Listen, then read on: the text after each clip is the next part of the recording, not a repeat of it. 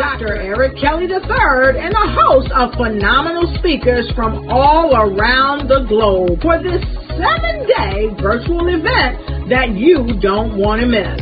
The mission of the Black Business Expo is to raise scholarship money from kids all the way from high school all the way from college. The Black Business Olympics is one of the largest Black business showcases in the world. It is an opportunity for businesses and companies to showcase their businesses globally. We are going to be giving away laptops up to $5,000 away to students. Again, I'm Olivia Appleberry, the founder of 2 Cents Finance and one of the speakers for the expo. I am so excited to see you there. For more info, go to www.blackbusinessexpousa.com or call 919-308-9090 and hope to see you there. I am Black Business. From the moment I wake until the time I sleep. Yes, I am Black Business. I am Black Business. Tell me, are you Black Business?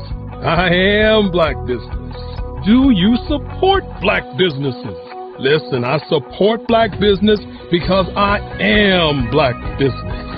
Black Business Expo, one of the largest business showcases in the history of Black business in the world. The world! Sign up today at www.blackbusinessexpousa.com or call 919-308-9090. I am Black Business. I am Black Business. From the moment I wake until the time I sleep, I am Black Business.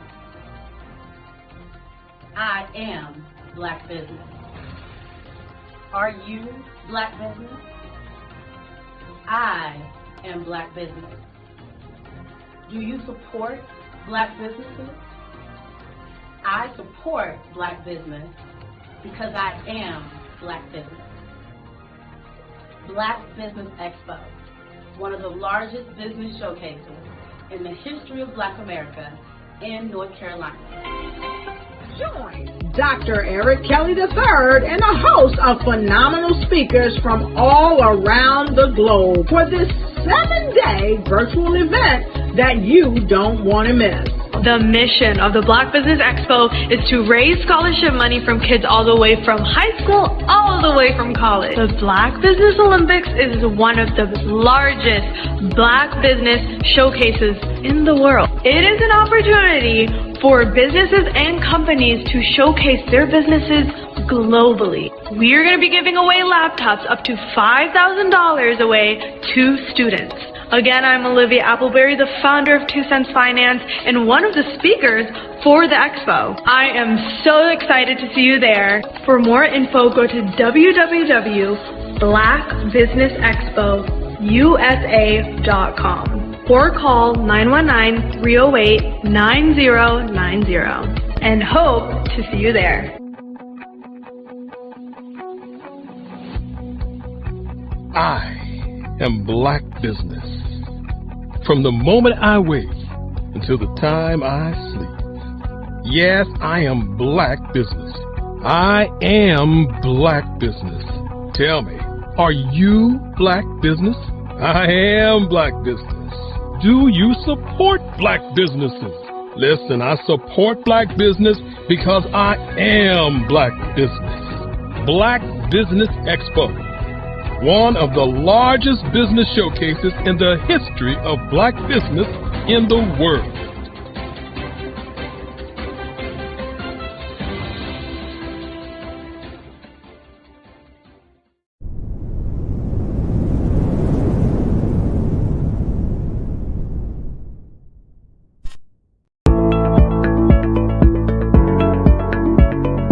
Prepare for what's coming and dominate in economic winter. Stand strong and thrive by showcasing your great products and services globally through the Black Business Network and Black Business Olympics. The Black Business Network has showcased over 2,000 companies with over $7 billion in sales each year. Over 10 million attendees have viewed the rebroadcast each month. Through the Black Business Olympics, unique styles of business training and mentoring are turning students into business owners and entrepreneurial warriors who will dominate in any economy. Gain the ultimate advantage of the Black Business Olympics, 7 days of unbelievable topics and speakers speaking around the globe. Donate your time and experience to provide expertise and scholarships to students worldwide and change the world. Now, more than ever, new insights, tools, strategies, and capabilities are needed. This is your chance for a major presentation to the world. Fill out the form and join the more than 2,000 speakers who have presented to over 200 countries. Join the Black Business Network streaming live into the Metaverse, STEM City, Black Multiverse Enterprises, Hulu, Amazon, YouTube, iHeartRadio, Apple, Facebook, LinkedIn, Pod TV, IBM TV, Spotify, and Google Podcasts. Sign up today. Spaces are limited, and we will see you there.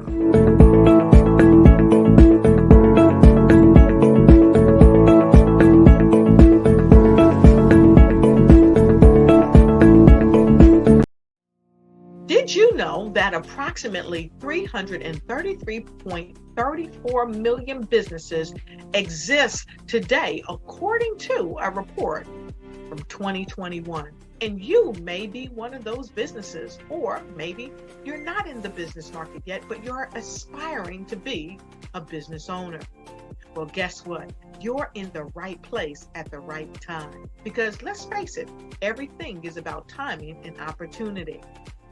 Hi, my name is Dr. Lotus Richey, and I'm the CEO and founder of the Lotus Richey Coaching and Consulting LLC, along with the Lotus Richey Ignite Show.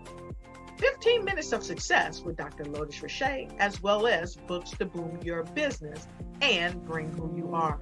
And today, I want to bring this amazing message to you about the Black Business Network and the Black Business Olympics. See, the Black Business Network and the Black Business Olympics is designed to help people just like you, that's right, that look like me, to take their business to the next level. Not just in your front yard or your backyard, but globally. The Black Business Network and Black Business Olympics is designed not to just help you survive, but to help you thrive. So join us today as we come together with businesses all around the world to support our students, our children, our young teens, our young entrepreneurs. What we do is we come together to help raise funds for students who are aspiring to be business entrepreneurs, who are aspiring and who are thriving in college. We endow them with a wonderful opportunity to gain scholarship of either a laptop or several thousands of dollars. And we invite you to help be a contributor to this amazing opportunity to help someone that looks just like you. So join us today at our website and let us connect with you and help you ignite and take flight in every area of your life on the Black Business Network and the Black Business Olympics. I'll see you on the other side.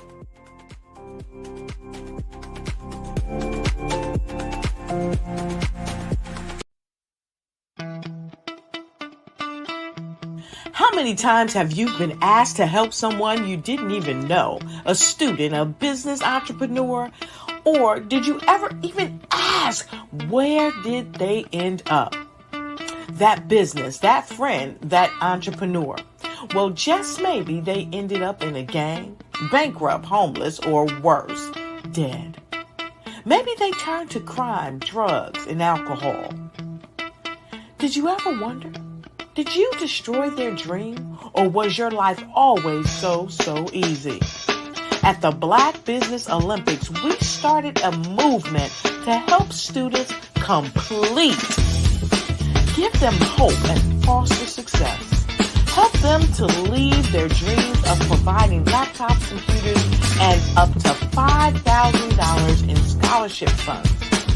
Today, we ask you to help a student, a business owner, or an entrepreneur to realize their dream by sponsoring them, supporting them, and buying from them. Consider this.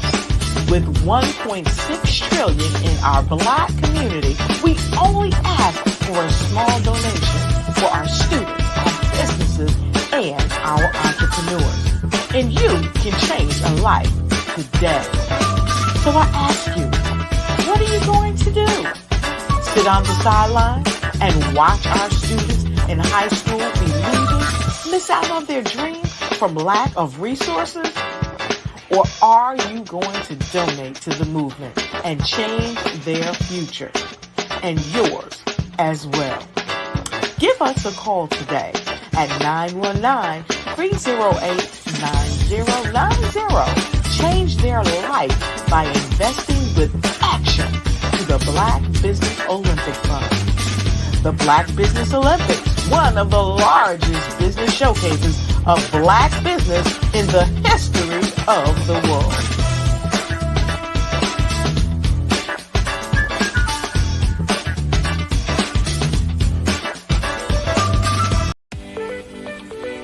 You are in the right place at the right time. The Black Business Network opens again for its Black Business Olympics, a 24/7 broadcast on business, strategies, global branding, social media marketing, finance, advertisement, and much more. Featuring the top, most powerful entrepreneurs and speakers and thought leaders from all around the world as they gather together for this phenomenal event.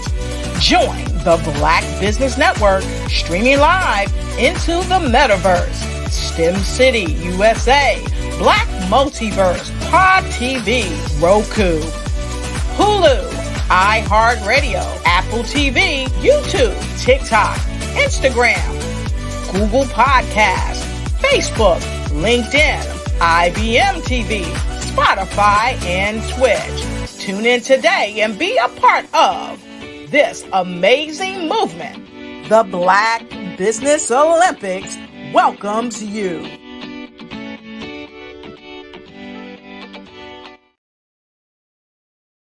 I'd like you to imagine with me, if you will, opening an app where you can collaborate with like-minded individuals from around the world, get inspiration and in-app tools to launch and grow your business, as well as share your knowledge and earn compensation, all in one app. Well, the name of that app is Truso, short for Truly Social. Hi, I'm Matthew Newman, the founder and CEO of Truso, a new concept in social media. Truso is designed from the ground up to be a platform that's both social and empowering for all its users. How exactly do we do that? I'm glad you asked. First, Truso brings the world together via video. Psychologists assert that video provides a significantly more effective connection than audio only. When you enter a community on Truso, you're face-to-face. Second, on Truso, you don't have to have 1 million followers to monetize. Our business model allows all hosts and moderators to monetize, no matter the size of your following, by 1, producing fee-based content, and 2, inviting others to join the platform as subscribers.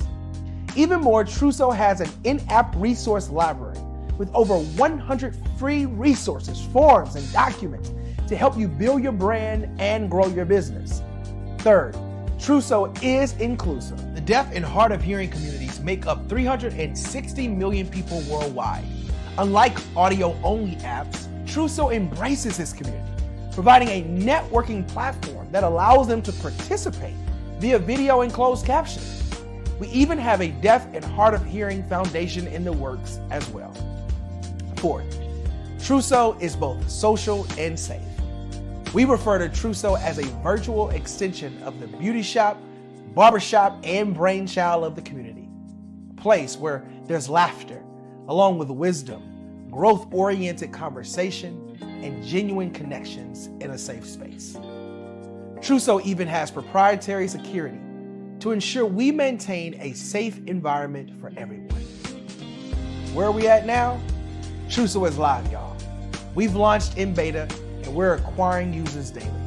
We have an incredible development and marketing team, plus amazing celebrity influencers at the table, helping us spread the word around the globe, beginning within the African diaspora and beyond by creating a safe space for growth, connection, and collaboration. We're truly excited about Truso. We've created something special for which there is a global market. And we invite you to embark on this journey with us as a shareholder. The future for Truso is truly bright. Join us and let's go there together.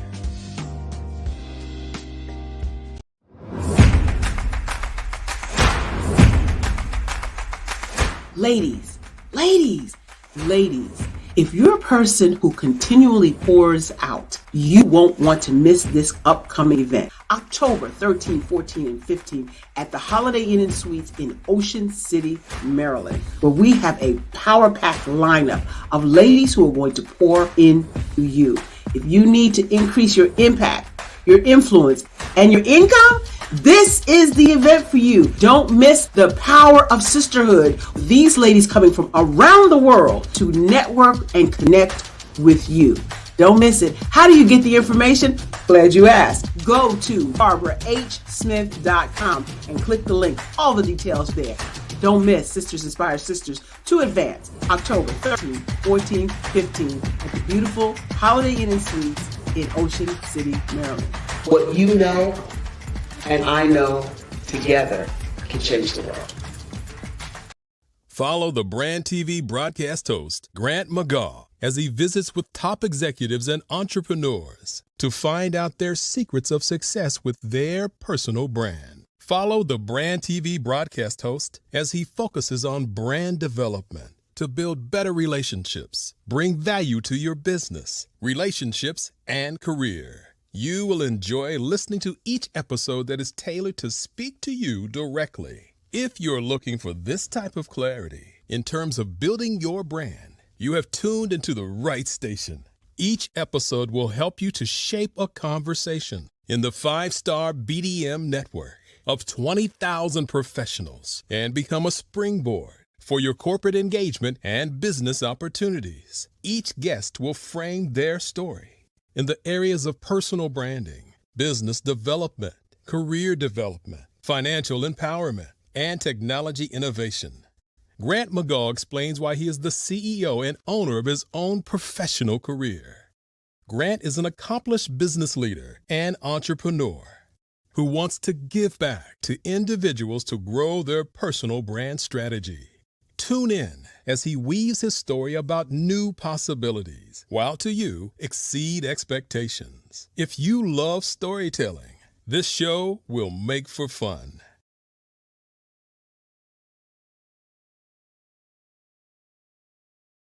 The Black Business Expo's mission. What if you could build your own city? A place where every child can find nurturing people to help them achieve their full potential.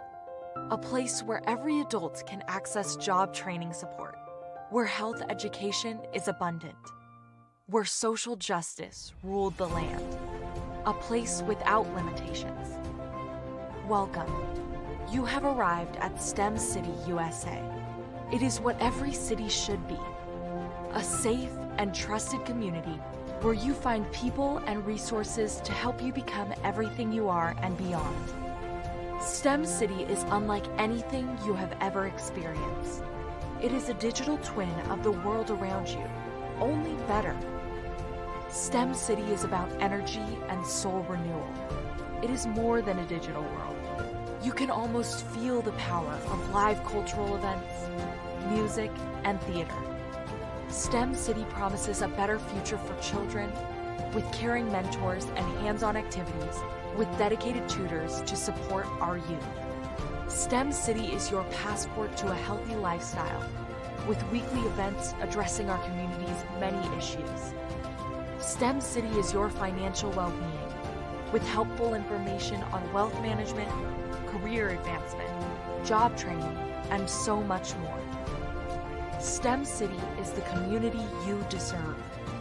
It is the city where your dreams can come true. STEM City USA, a place in the sky that is accessible to all who reach for the stars.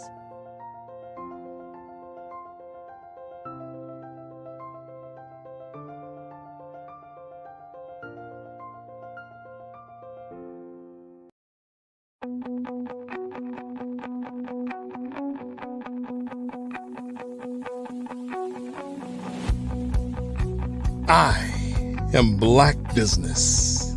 From the moment I wake until the time I sleep. Yes, I am Black Business.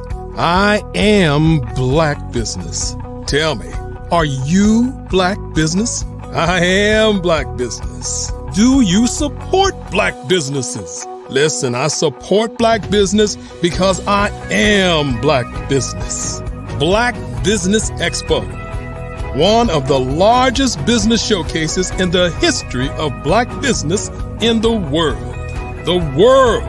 Sign up today at www.blackbusinessexpousa.com or call 919-308-9090. I am Black Business.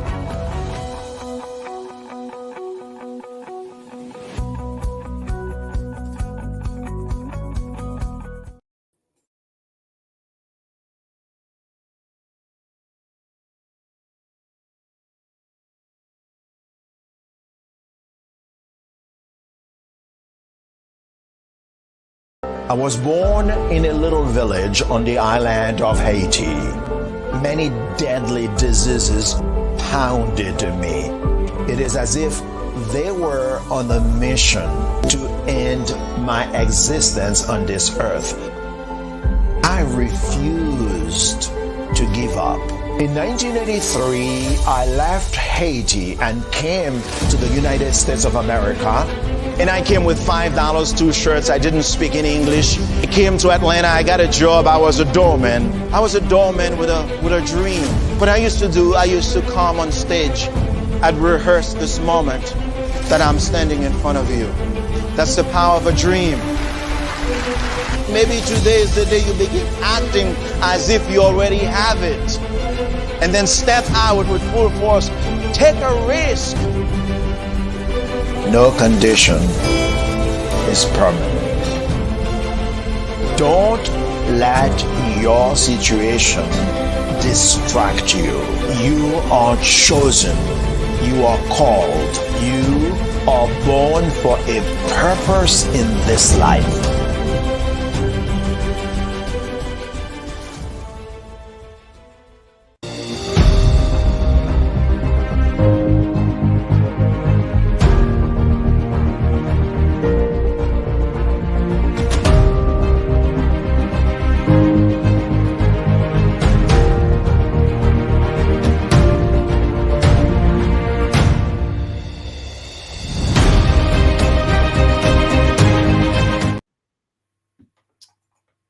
Good morning, business owners, entrepreneurs, thought leaders, and corporations. Welcome to the Black Business Network. My name is Lex Sales of Flex and Fitness All-Stars.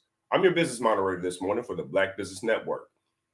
The Black Business Network is showcasing Black businesses, business owners, entrepreneurs, and thought leaders worldwide. We have speakers from North Carolina, London, Singapore, Africa, Japan, and cities all over the United States. The Black Business Network is a global community showing its business knowledge to empower, inspire, and educate businesses about business. Our next speaker is Ms. Alliston Castellarin. of lifestyle wellness consultant with Anchor Wellness. Alison Castellarian is from Guyana. She grew up in the UK, and that's where she's currently based. She lived in Italy for over 30 years, where she worked as a civilian in HR management. With her Air Force and her accomplishments are in the field of detoxification, toxicology, health and nutrition, and including being a qualified rebound exercise trainer. I present to you Miss Alison Castellarian. Oh, thank you ever so much, Alexis. That's such a warm welcome. And I must also say, I love being in this space. Thanks to Dr. Kelly and team for extending that invitation. It's amazing the work that is actually taking place in the community. Excellent job. And now, I will just delve in to give a little bit of introduction about my background. I know Lex did a great job also, yes. I come from the HR community. I was born in Guyana, of course. HR is such a vast a career field that there are many things, but when you do, let's say, military HR, it is so diverse. And that has given me the opportunity to work with management at various levels and, organizations and a lot of analytical and research audits and so on. And not for nothing, I think that is part of the background and the skill set that's helped me along in this space where I am. Now, let me tell you my story. I wasn't always in the health arena, but my late mother is the one, bless Lucille. She had something to do with this role. She suffered from dementia, and of course, based on the medication that she was taking at the time, the adverse impact caused her to have a lot of convulsive shaking. And one would have thought that she had Parkinson's instead, in a really bad case of Parkinson. However, her diet was changed, unknown to me. And when I asked my sister at the time who took care of my mother, I said, what has happened? Have they changed her medication? To my surprise, she said, oh no, it's based on her diet. We have changed things. So that aroused my curiosity. And at the time, I also had some stomach health challenge, which different medical tests and examination I did found nothing wrong. Of course, I decided to research a little bit and start applying some of these things, but I realized that I didn't have sufficient knowledge to take it to a level where I wanted to. So I delved into the health studies, as Lex mentioned. I also moved on to detoxification and toxology. And I was really, really amazed and blown away when I did the detoxification and toxology, because that also tells us the origin and the exposure that we don't realize we're having to a lot of toxins. And that, of course, pushed me on. Fast forward, I also benefited from the application of the different change in lifestyle and my eating habits. I no longer have any disturbance or dis-ease, I can call it, with my stomach. And let's hope that that keeps going well, right? Also, at the time, I wore glasses. Would you believe that? And when I went 2 years after I was on this different journey, my eyesight, I did not need an upgrade in my glasses.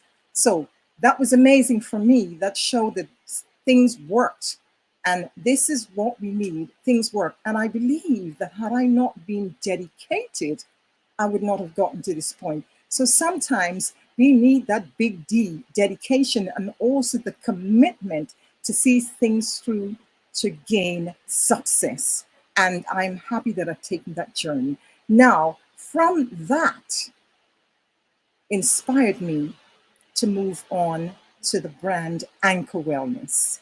And the brand Anchor Wellness is something that I have started some years back, but I discovered that it is not an easy thing to, when you're in a high demanding career field and you're also at the same time balancing a private business. So that was pushed in the background, as we say, back burner. And now that I'm not working for several years now, I have I'm retired. So this is the career that I want to pursue because it is my passion and also my mission to share this knowledge with people who want to embrace good health. So going back to the Anchor Wellness, the program basically is principally based on 4 impact strategies. It's basically to promote good health. And there are 4 fundamental impact strategies. The first one being the food we eat. It may seem like something very lighthearted, but the food we eat play a fundamental role in our being healthy or our health taking a nosedive. So that is one of the principal areas that I encourage people to look at. And then, of course, we look at detoxification of the body. Why would we want to detox our body? It seems like a myth. But let me say that detoxification is not something new, is not a fad. It's a science that has been around for centuries, but we have lost our way in the application with the knowledge. The Greeks and the Egyptians and the Romans, they all use the system, Africans also. So we need to get back to basics. And now in the environments that we live in, we're so developed that we have a lot of different types of toxins that come into play in the body, that the organism just not designed to break down all of these toxins. From medication, from the food we're eating with all the additive, preservative, and so forth. So we need to lend a helping hand. That's where we are. And of course, the third one that we have is high energy. Maintaining high energy is fundamental. It's not only exercise, but you see, we are energetic beings. We're all energy. Everything in life is intertwined. We have lost our way. So we also need to find ways of connecting with the universe. There are different methods that we can do. One of the things I usually say to a lot of clients is get out there and barefooted sometimes, connect with the earth. We are always in our shoes, we are always in an area where it's all built up. So we need to make that connection also, free your mind, distress your body. So we need to reach out in that space too. And the fourth, of course, the fourth impact strategy of Anchor Wellness is to reduce the aging. Of course, everybody wants to reduce aging. We don't always want to look our age. We want to look refreshed. But also, once the mind is healthy, once the body is healthy, the mind will flow in the same direction. And we need to get that balance. So this is what Anchor Wellness is about. So let me tell you also, if you want, you can reach out to Anchor Wellness at http://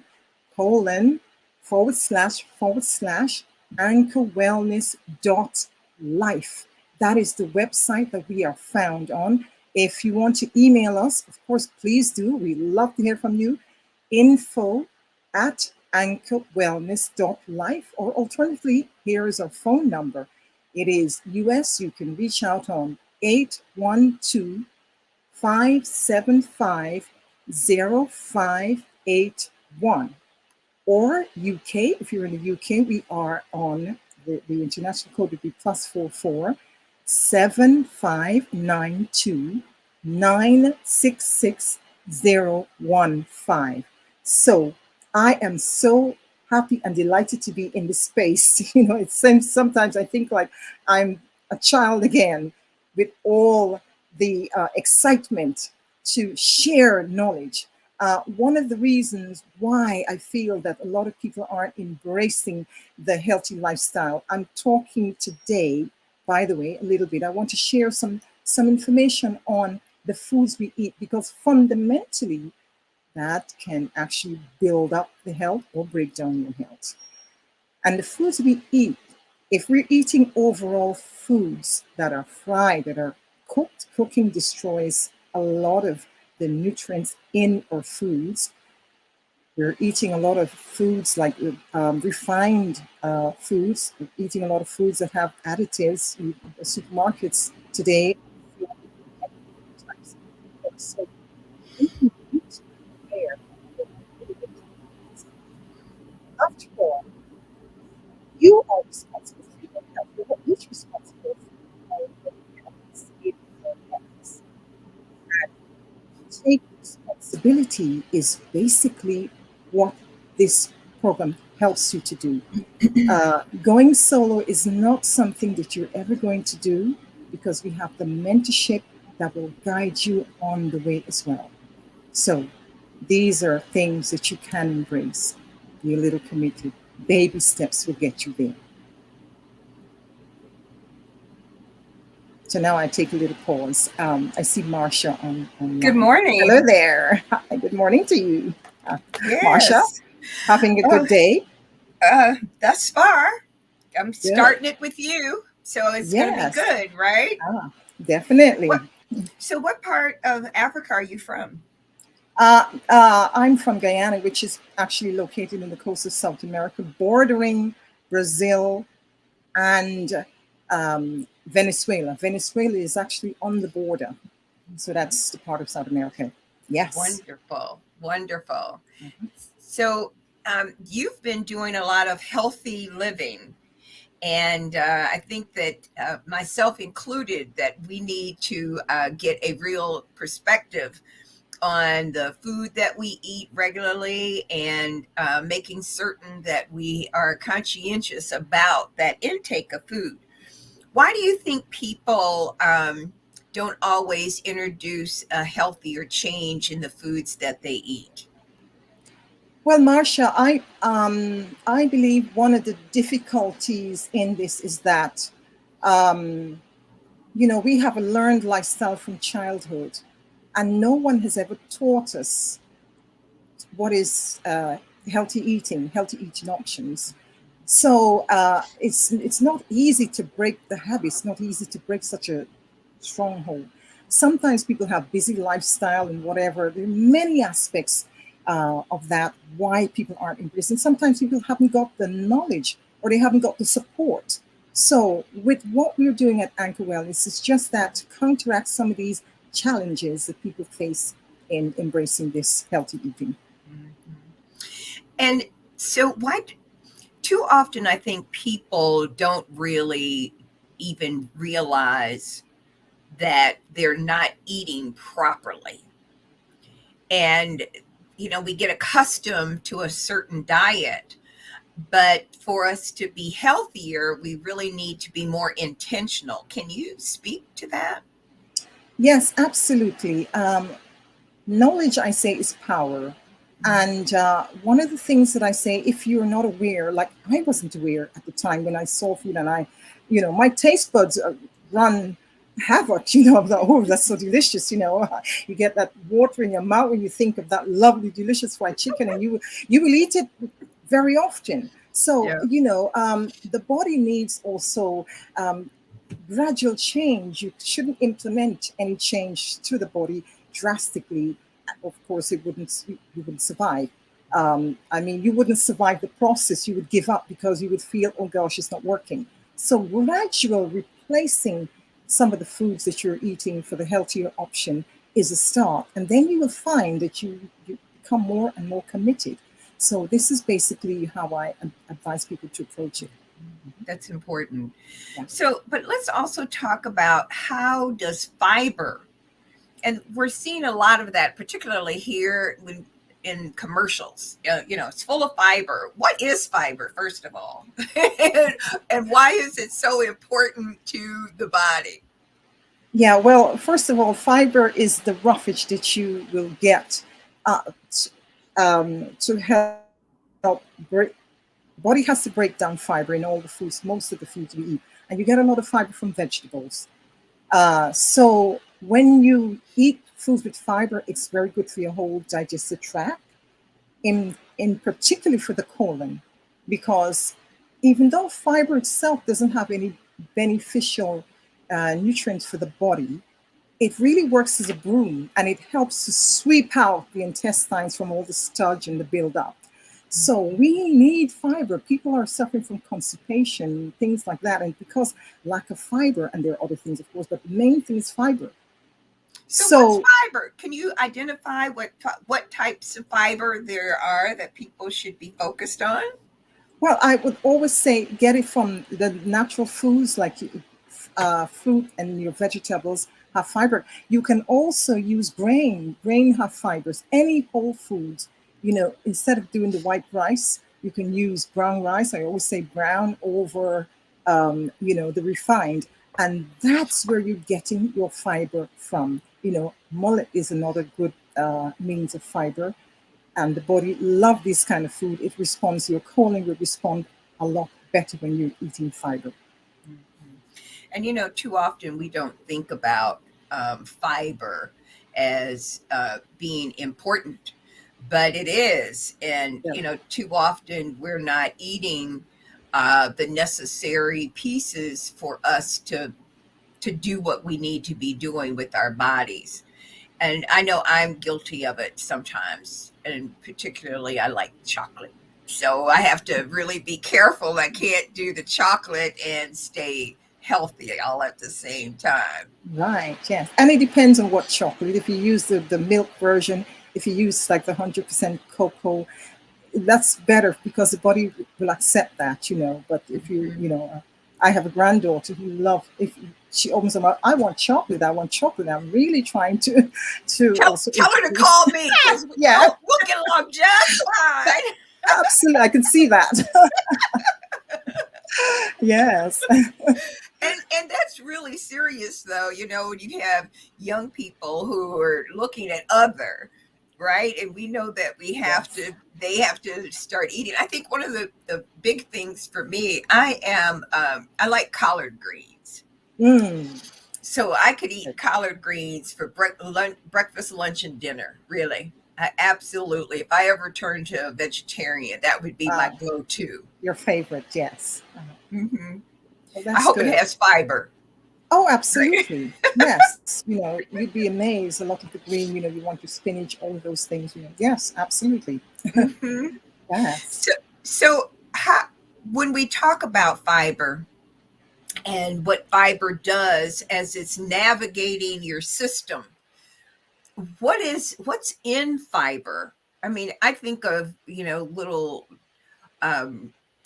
buds of thorns that are in your system almost to how fiber would even work in your body. And how often do you really need fiber to do what you're saying we need to do? Mm-hmm. Well, fiber is that rough part of the food that you're eating, the roughage. And as I said before, it acts as a boom. And the intestines is really important to have fiber to help it function well. So when it helps that peristalsis movement, you feel like you need to go. All of that, the fiber helps. The fiber bulks everything up and makes it easy for you to go and excrete when you go to the toilet. And it goes without saying, if you're taking fiber foods and you're not drinking water, it will create another problem. So you do need to ensure that you increase your water intake as well when you're eating fibrous foods. Well, I do drink water. Now I'll do more of this. I want you to see, I drink this Yeti. I probably drink at least 5 of these a day. Okay, well, that's very, very good water intake. And it's a big one too. Yes, yeah. Well, right? At least, yes, that's quite a lot. If you're getting 2 liters of water a day, that's not bad.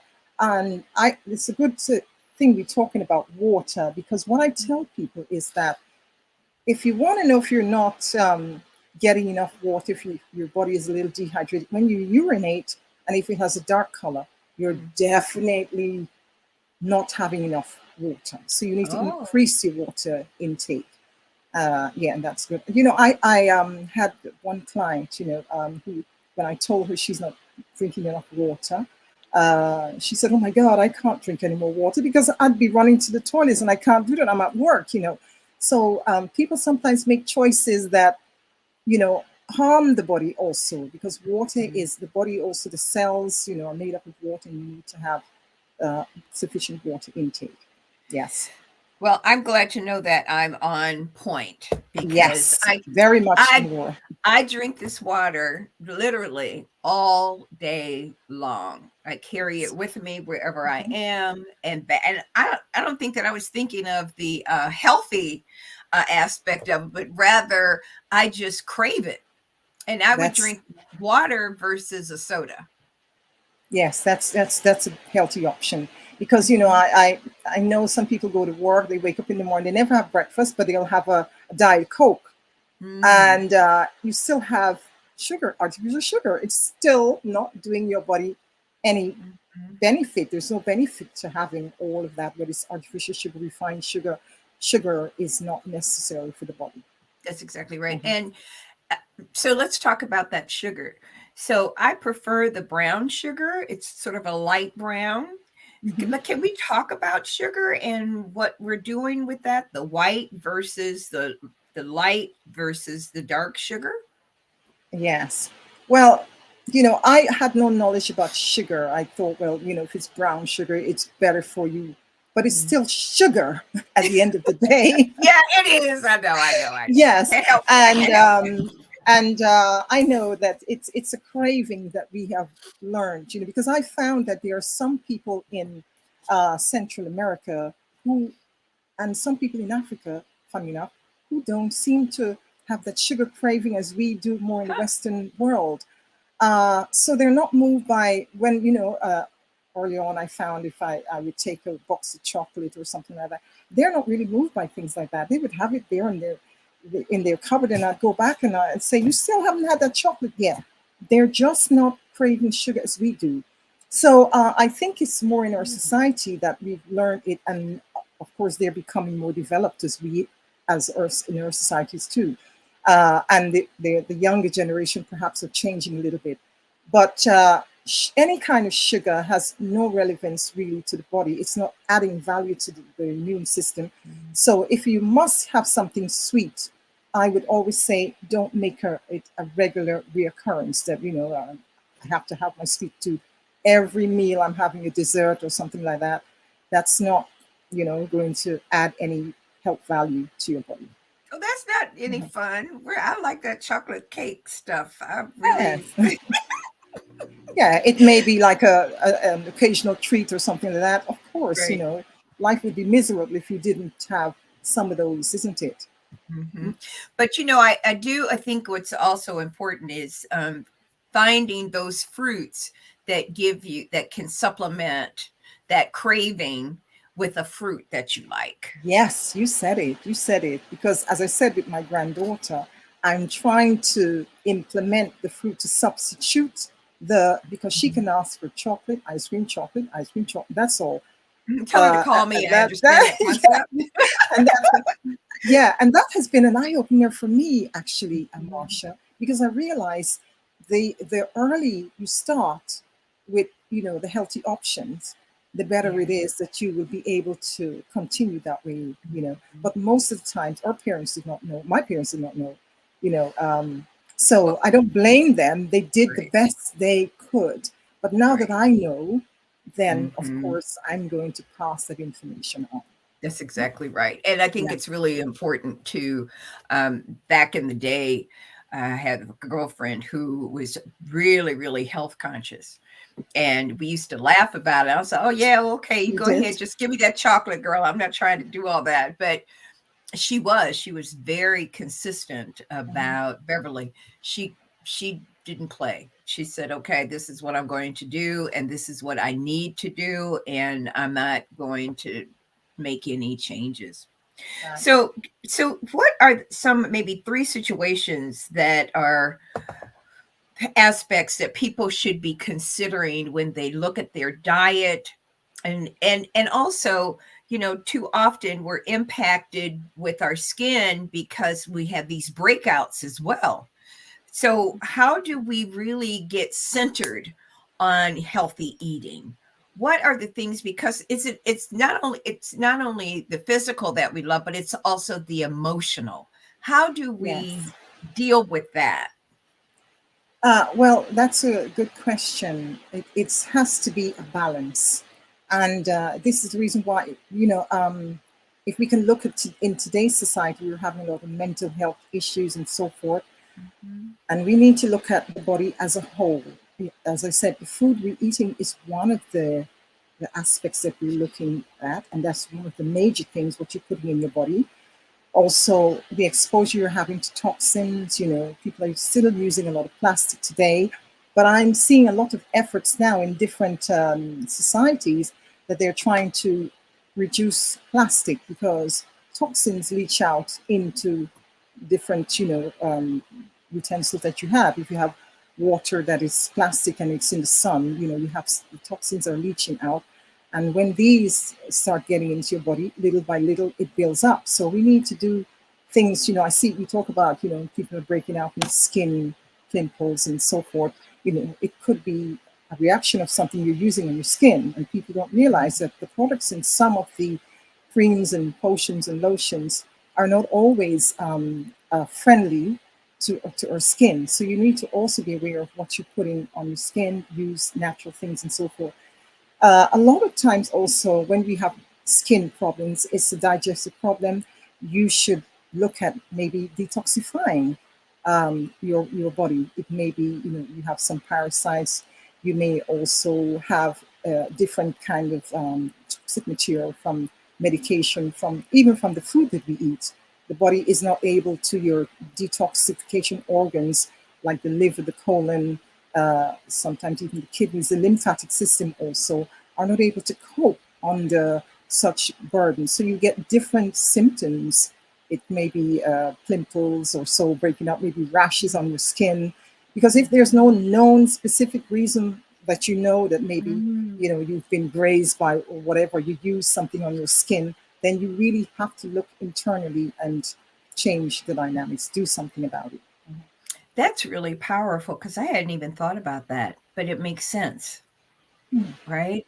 It's got to come out somewhere, and if it doesn't flow, then it's going to come through that somewhere, one of your pores. Exactly. And skin is, one of the largest organs, and a lot of things is manifested in the skin. Yes.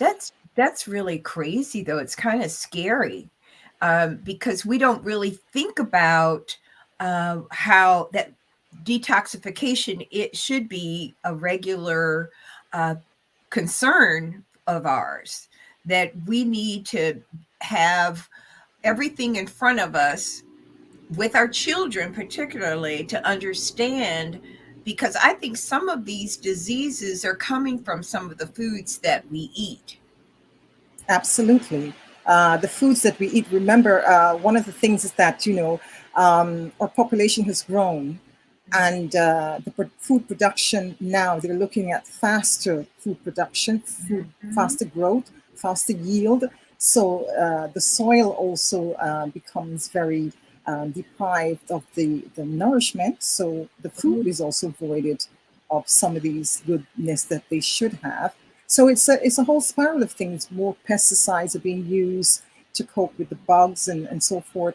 And a lot of the food, if it's not organic, we are consuming these foods. So the body is really under a lot of burden from the different chemicals that the organs are not designed to process.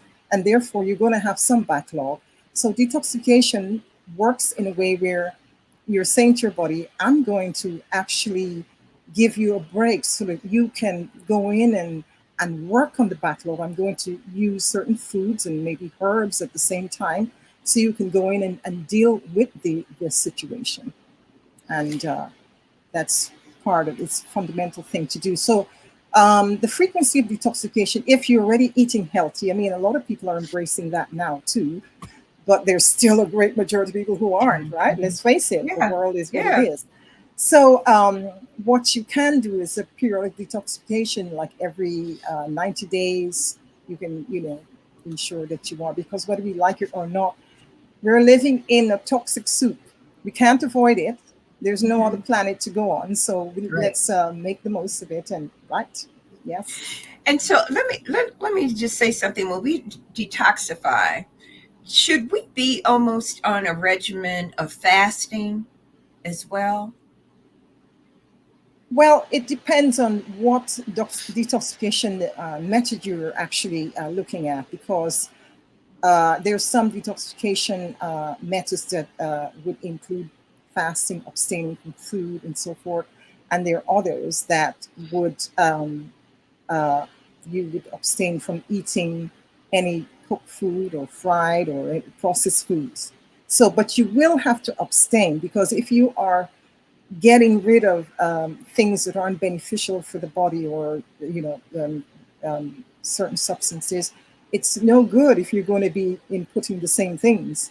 So Right. you do have to abstain from yes. So yeah. That's exactly right, because you're really just creating more madness. Absolutely, you're defeating the purpose of what you're That's doing, right. right? That's right. That's right. That's Yeah. right. Now I got to go sit down and look at my refrigerator, see what I got, because you're going to make me do it. You want to detox? Yes. Oh, yes. So when we talk about weight, we do all these crazy diets. Mm-hmm.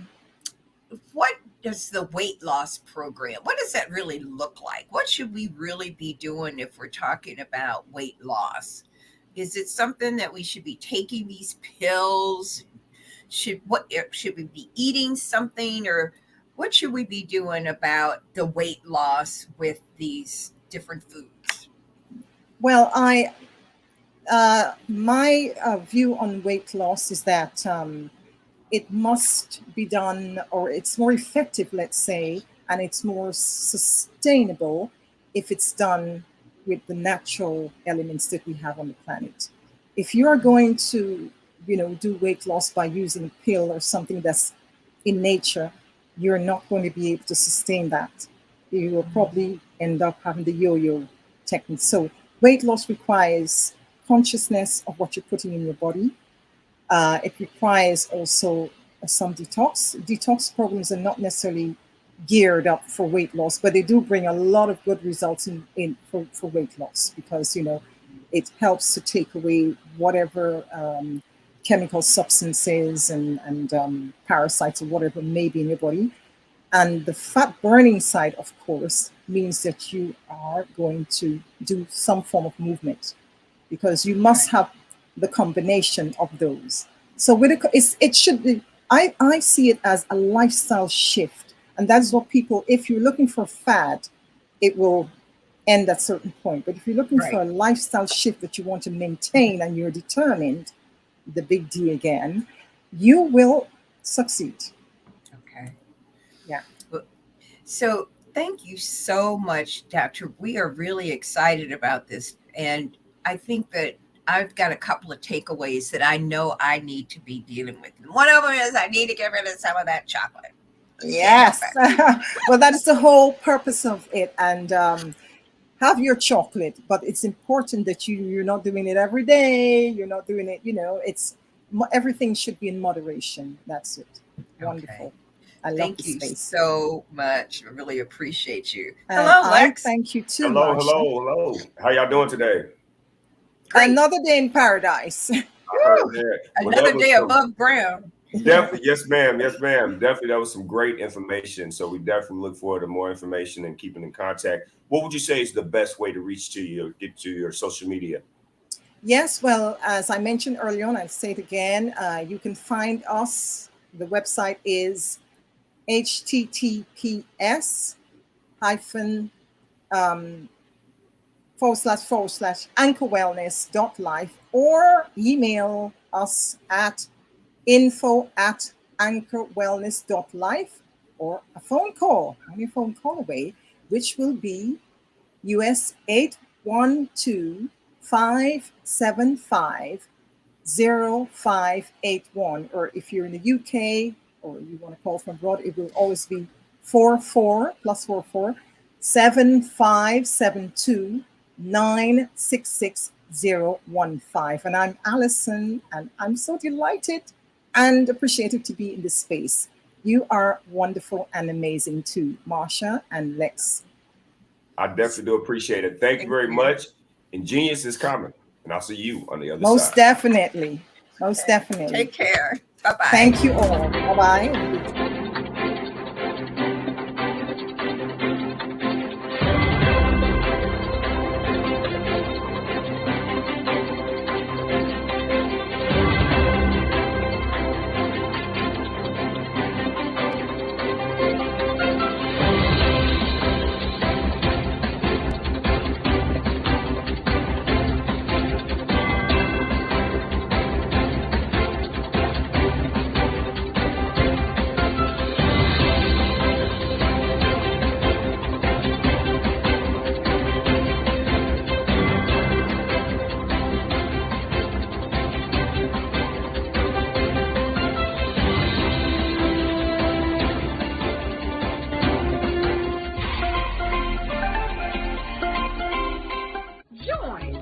Dr. Eric Kelly III and a host of phenomenal speakers from all around the globe for this 7-day virtual event that you don't want to miss.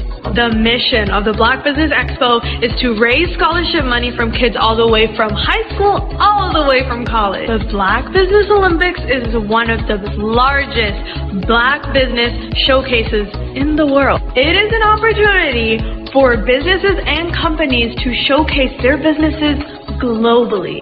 We are going to be giving away laptops up to $5,000 away to students.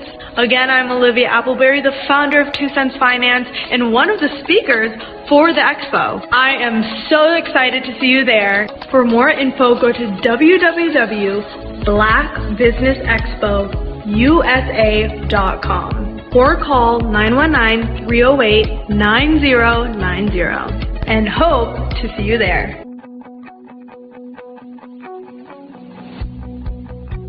I am Black Business. From the moment I wake until the time I sleep. Yes, I am Black Business. I am Black Business. Tell me, are you Black Business? I am Black Business. Do you support Black businesses? Listen, I support Black business because I am Black Business. Black Business Expo, one of the largest business showcases in the history of Black business in the world. The world! Sign up today at www.blackbusinessexpousa.com or call 919-308-9090. I am Black Business. I am Black Business. From the moment I wake until the time I sleep, I am Black Business. I am Black Business.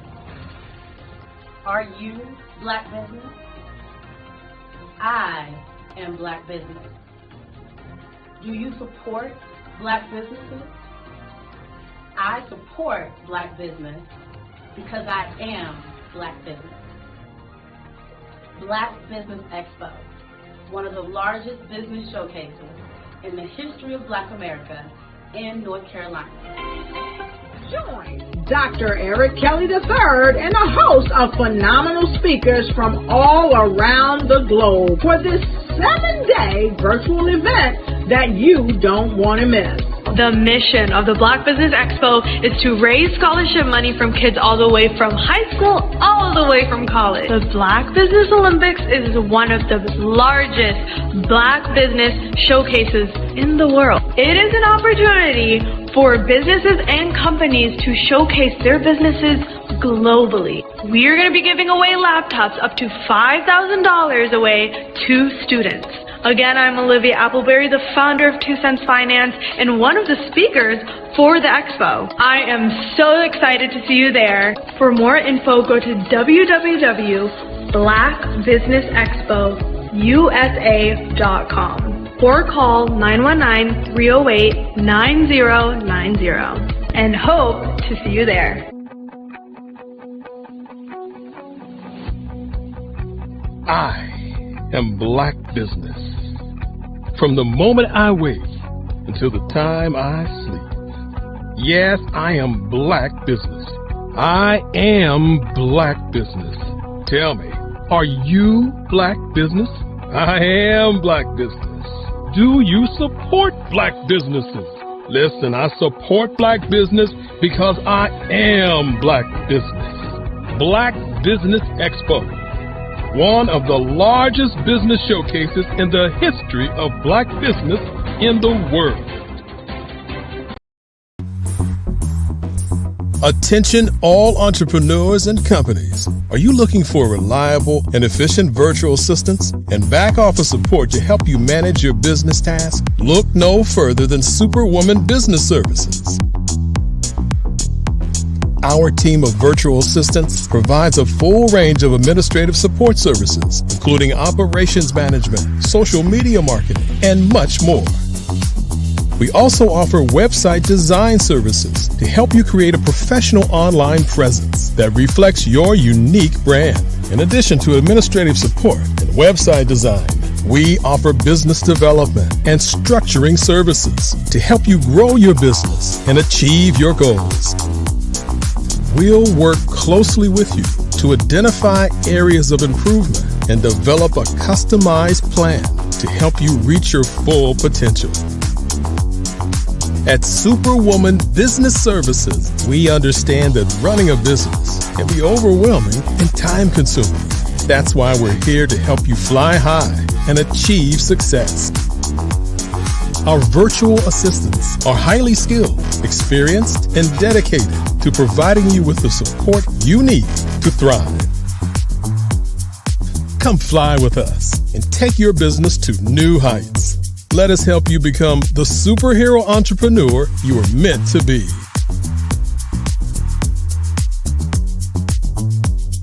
Contact Superwoman Business Services today to learn more about our back office support services. Come fly with us and take your business to new heights. Did you know women represent just 3% of Fortune 500 CEOs and less than 15% of corporate executives at top companies worldwide? Have you wondered what the secrets are to getting into the top ranks, whether in the private or public sector? Do you want to figure out how to stop being held back in your career or passed over for promotion? Then you're in the right place. Hi, I'm Dr. Madeline Ann Lewis, President and CEO of the Executive Women's Success Institute. I have decades of experience in the military, the federal government, and corporate America, and my mission is to help women succeed and tap into their full potential. I want to reach 1 million plus women around the world to become the leaders they are meant to be. So if you want to move into a management or executive level position, or maybe you are a female veteran transitioning out of the military into business entrepreneurship, then reach out to the Executive Women's Success Institute at 301-693-3284. Let us get you on the fast track to success.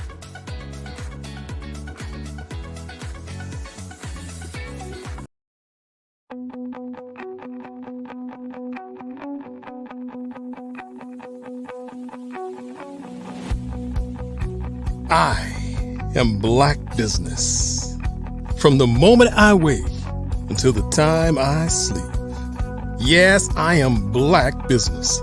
I am Black Business. Tell me, are you Black Business? I am Black Business. Do you support Black businesses? Listen, I support Black business because I am Black Business. Black Business Expo, one of the largest business showcases in the history of Black business in the world. The world!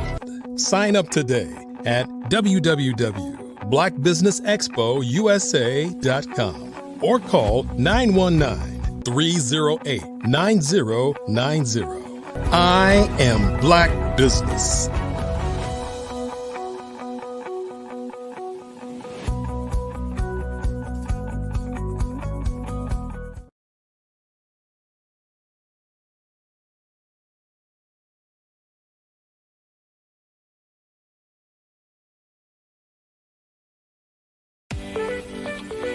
You are in the right place at the right time. The Black Business Network opens again for its Black Business Olympics, a 24/7 broadcast on business, strategies, global branding, social media marketing, finance, advertisement, and much, much more. Featuring the top, most powerful entrepreneurs and speakers and thought leaders from all around the world as they gather together for this phenomenal event. Join the Black Business Network streaming live into the metaverse, STEM City USA, Black Multiverse, Pod TV, Roku, Hulu, iHeart. Hello, good morning, good evening, good afternoon, wherever you are in the world, and welcome. Business owners, entrepreneurs, thought leaders, and corporations. This is the Black Business Network. My name is Enolia Foti, founder and CEO of Enolia LLC, Director of Operations for Vision Afrique Development, and CEO for Expressions of Humanity Foundation. I am your business moderator from Angola, Africa, for this morning on the Black Business Network. The Black Business Network is a 24-hour business network showcasing Black businesses, Black owners, entrepreneurs, and thought leaders worldwide.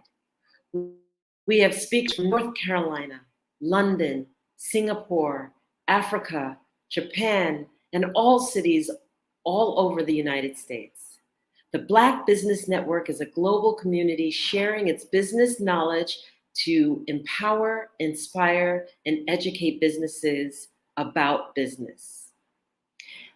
With our topic being business and culture, we'd like to introduce to you Coach Trey Bell. Coach Trey Bell was born and raised in West Philadelphia, graduated from Overbrook High School, and attended Kansas University and Temple University. Coach Trey is a retired Philadelphia firefighter.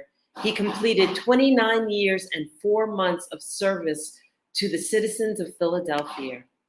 Coach Trey is a retired youth coach of football, 69th Street Wildcats, and basketball, Yaden Education Athletic Association.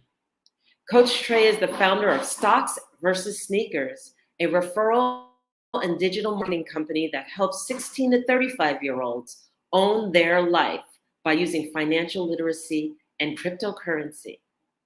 I'd also like to take this opportunity to introduce to you Dwayne Golden.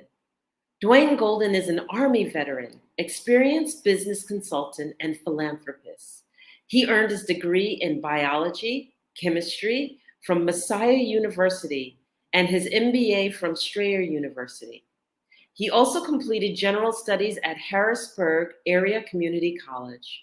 With over 3 decades of experience in ministry, Dwayne has devoted his time and expertise to helping underserved and underrepresented communities through nonprofit organizations focused on sickle cell disease, single parent support, homeless youth, and muscular dystrophy. Throughout his career, Dwayne has been recognized for his commitment to principle-centered leadership and innovative use of technology to expand business concepts and transactional techniques. I present to you Coach Trey Bell and Dwayne Golden. Peace and blessings. Peace and blessings, sister. How you doing? Thank you. Thank you so much. Good morning. So Good good morning. to have you both here. And I see Dwayne coming in. Yes, good morning. Yes, Can you good see morning. me? Can you see me? I'm in Africa, so it's a little bit delayed here, but yes, you can be seen. So Okay, good. Okay, good. I have to tell you that, needs to come up. yes, genius is coming, and I will see you on the other side. All right, thank you. All right, thank you. Are you getting echo, Coach? Yes, sir. Oh, no, good. It's better now. It's gone. Okay. I don't see your video. I don't see you. Oh, you don't? No. There you go. You do now? Yes, sir. How's everything? It's good, Coach. How are you doing this morning?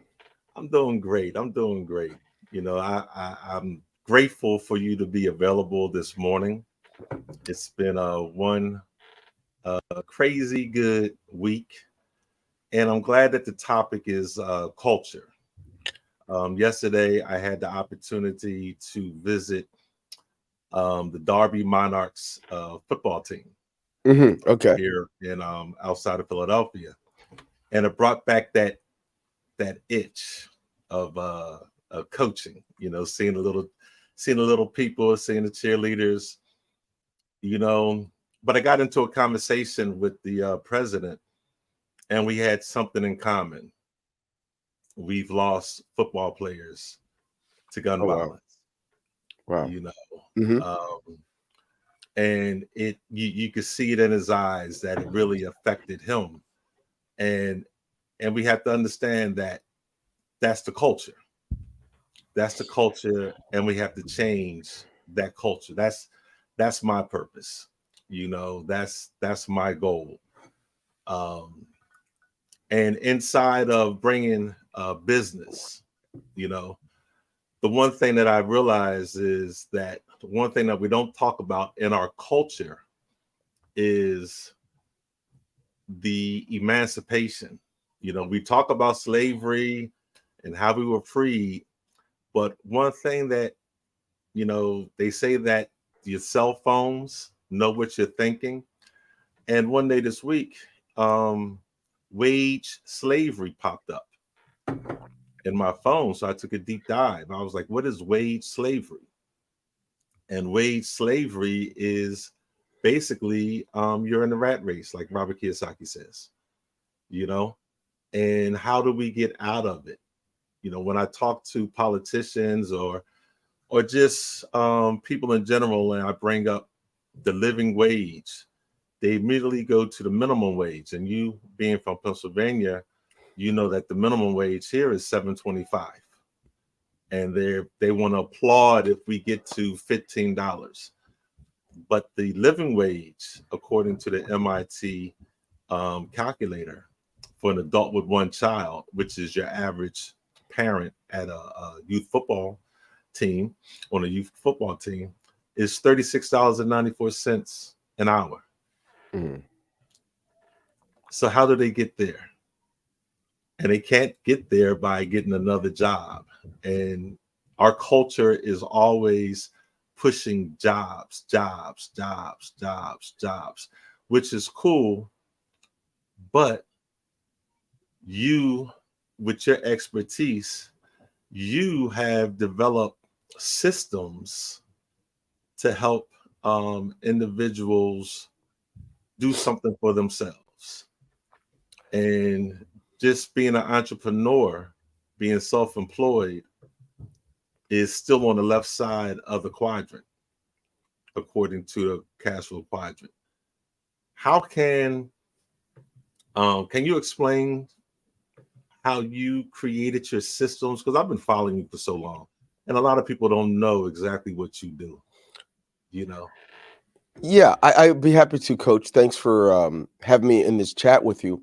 I'll start with the idea that, as common as it seems that people focus on wages and things like that, that concept is really just a good 150 years or so old. The idea when things started here in the West, right? It was like the thing of employment wasn't really in existence. You learned a craft and a skill. You developed skills. You developed things so that now you can provide a service or a product. And products became, of course, much later, but usually it was things around service.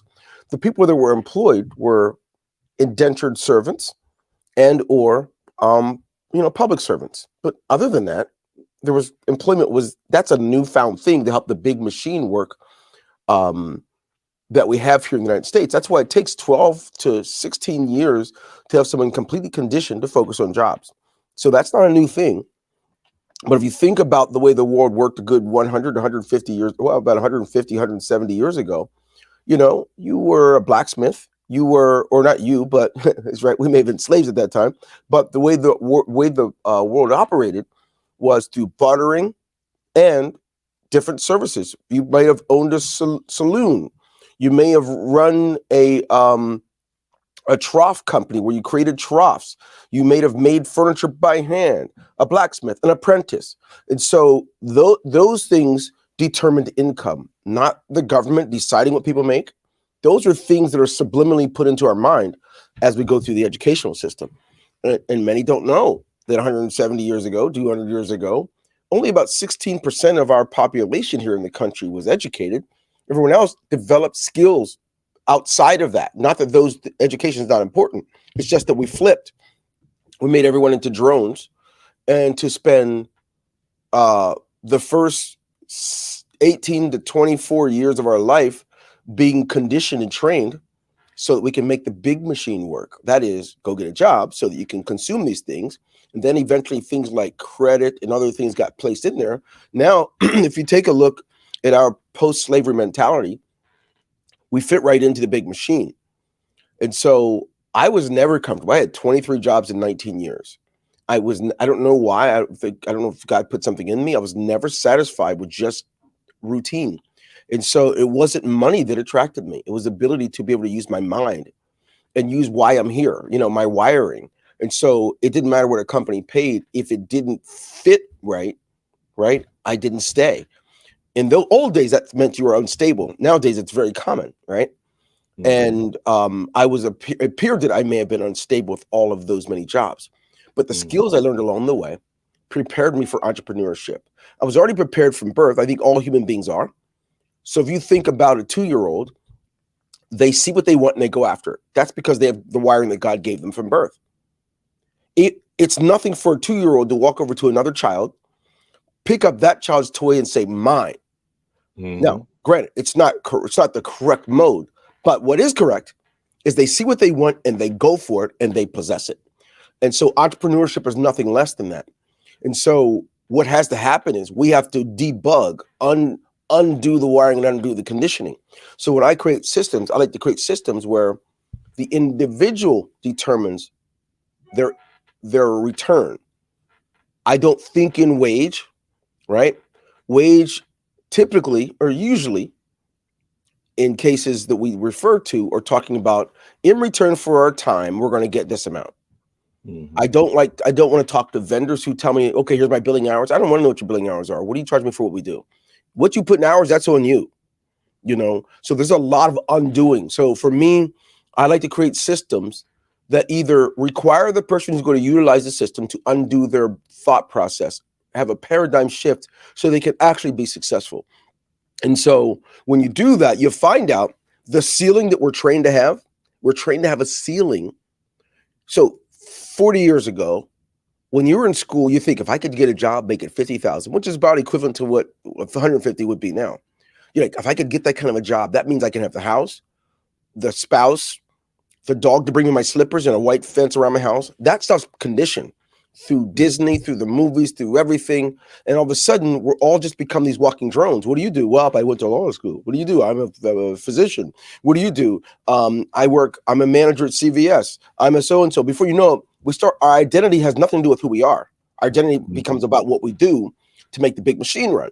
So my ideas that I integrate into systems that are built have to do with that individuality. What can I do, right? So I can exchange a whole lot of value for a little bit of income or a little bit of return for that exchange. And when you do that, you can build true wealth, long-term and residual. But it doesn't happen unless you get rid of the old conditioning. See, the old conditioning makes you think things that remove the ceiling are too good to be true. It's a scam, all those things. Now, so if you think about it, the average hours worked, right? If we round it up, the average hours worked a year for an employee is 2,078.4 hours, but they say 2,080. No one ever thought about this. I mean, it's always bugged me as a teenager. If I gave 2,078.4 hours to me, how much could I make? So at the age of 40, I mean, I was had enough. I'm like, all these years, how much money am I making for the people I'm working for? I don't care what they're giving me. What if I gave that to myself? What happened when people like Michael Jordan gave all the hours of work towards their craft so they can demand their return? What happened when people do that? So I wanted to create systems where the ceiling is removed. So did you know there's really very few professions in which the ceiling is gone. And so what we do know is that the wealthiest people in the world sell. They sell services. They sell the very shirt you're wearing. They sell the very houses you're wearing. I mean, you live in. They sell the very technology you use. So people that sell make the most. And what does the big machine do? It makes you think people that are salespeople are sleazy. Yes. Yeah, granted, there are some sleazy people that sell, but there are sleazy people that buy also. We don't say buyers are sleazy. So selling You know, people say, "Oh, Bill Gates a genius." Well, Bill Gates sells. He's been selling from the very look. He first bought DOS, right? He licensed everybody. You got to pay every year. Microsoft Office Suite. Hey, every year you renew it. Millions of people, then 1 billion people. What? Wait a minute. Every time you buy a PC, it's going to have this one or that one. Yeah, guess what? He's selling. So the people that sell, whether you sell for a company, there's a compensation structure in which they'll pay you, and I don't know of any. Most don't have a cap. That means you determine what you make, or you can buy the lie, and you can wait 30 years. Maybe you'll make it the vice president or president of your company when you're 60 before they kick you out, and then for the majority of the population, that doesn't happen. So what does happen when we work somewhere for 30 to 40 years?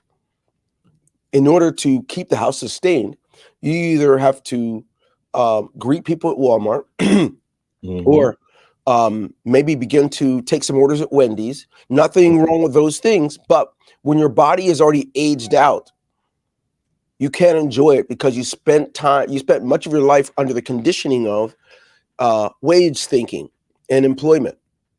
It doesn't mean that employment's bad.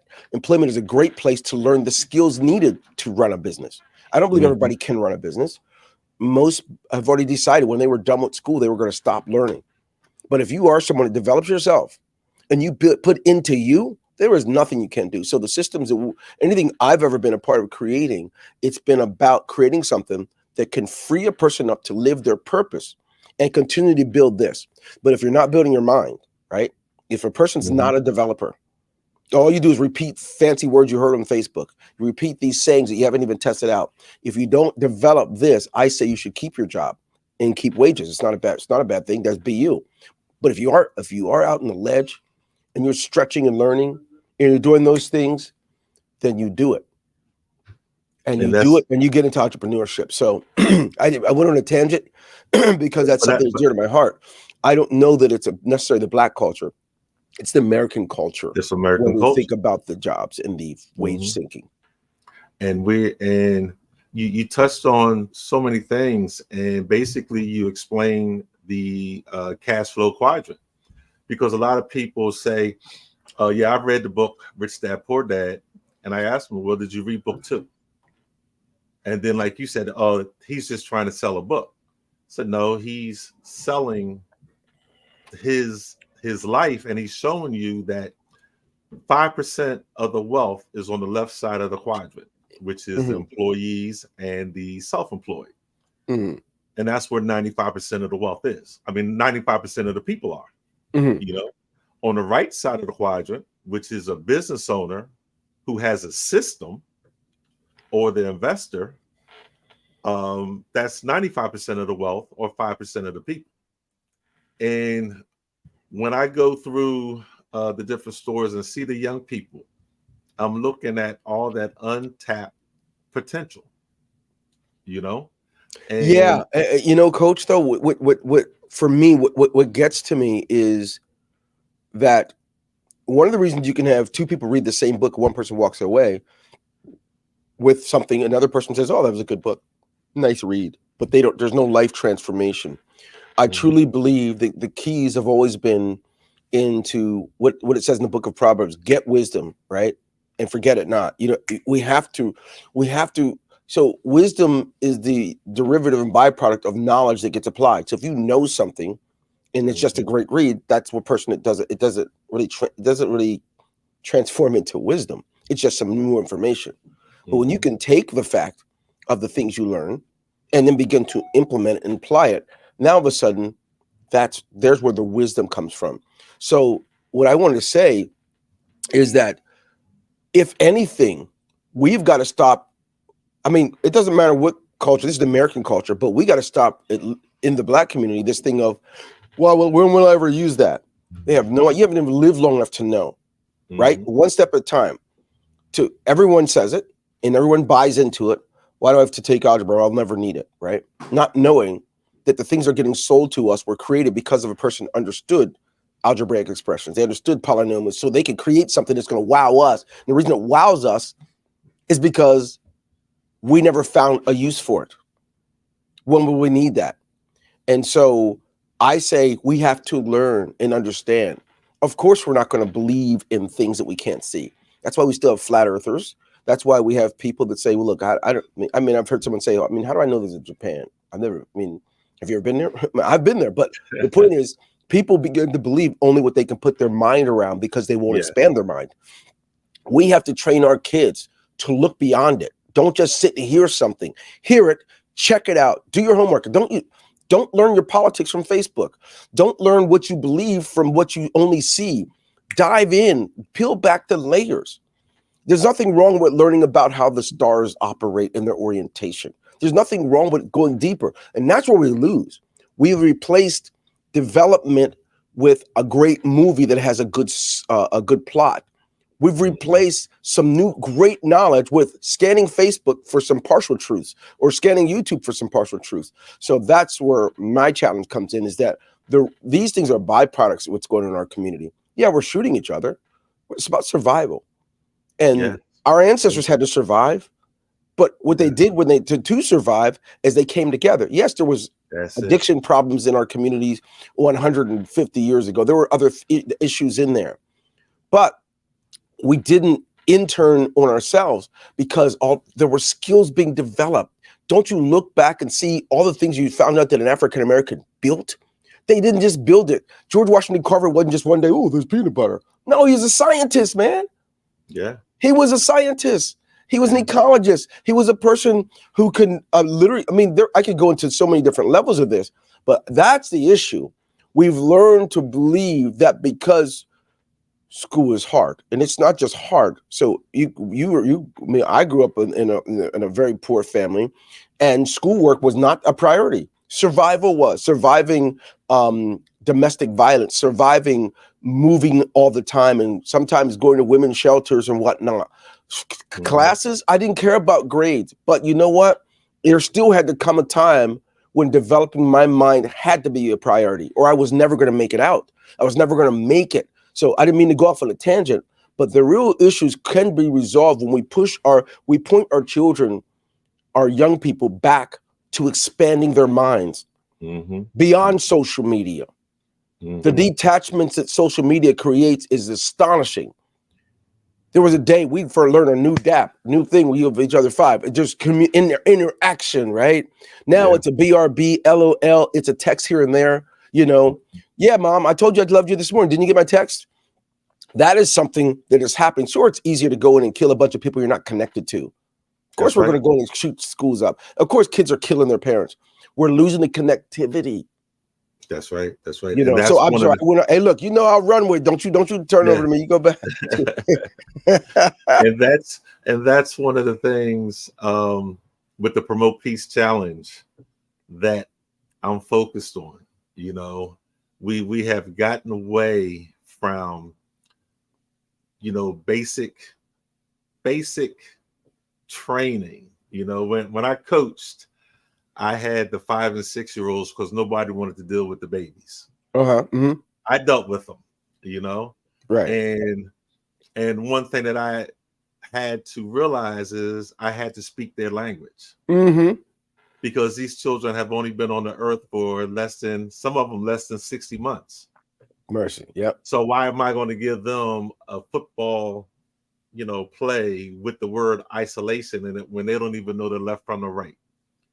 And when I decided to use cartoon characters, they got it like that. And our whole game went to another level. And then I said, well, let me try sending in hand signals, because sometimes I lose my voice. I injured my vocal cords on fire. Right. And I was told they can't learn hand signals. And I'm like, I've been standing over here for the last 45 minutes, sending in hand signals, listening to the parents saying, oh, he's not even talking to them. That's because I'm sending in hand signals and they're out there playing and there's no chaos. So yeah, they can do whatever they want to do, but if you tell them they can't, then they're going to say, well, I can't, so we got to let them just flow with it. I want to get back to the systems Because with your system, I understand, and I know the history of Jeff Bezos and the Amazon, and 30 years ago when he created it, and then he created the Amazon Associates, and he basically created the referral fee, you know, and but you took the referral fee on a whole different level. You took it on a whole different level, especially with your E1U Life, which I'm using, and that's going to be part of my fundraising package for my club. But why did you do that? Why did you create a system that pays so much in referral fees? I didn't create that. Okay, I did create it, but I didn't create it. I think that was not my concept. That concept was a good one. That was created by a colleague, or I shouldn't say a colleague, but a client, customer of mine. We created that system for him in, I think, 2015 or 16.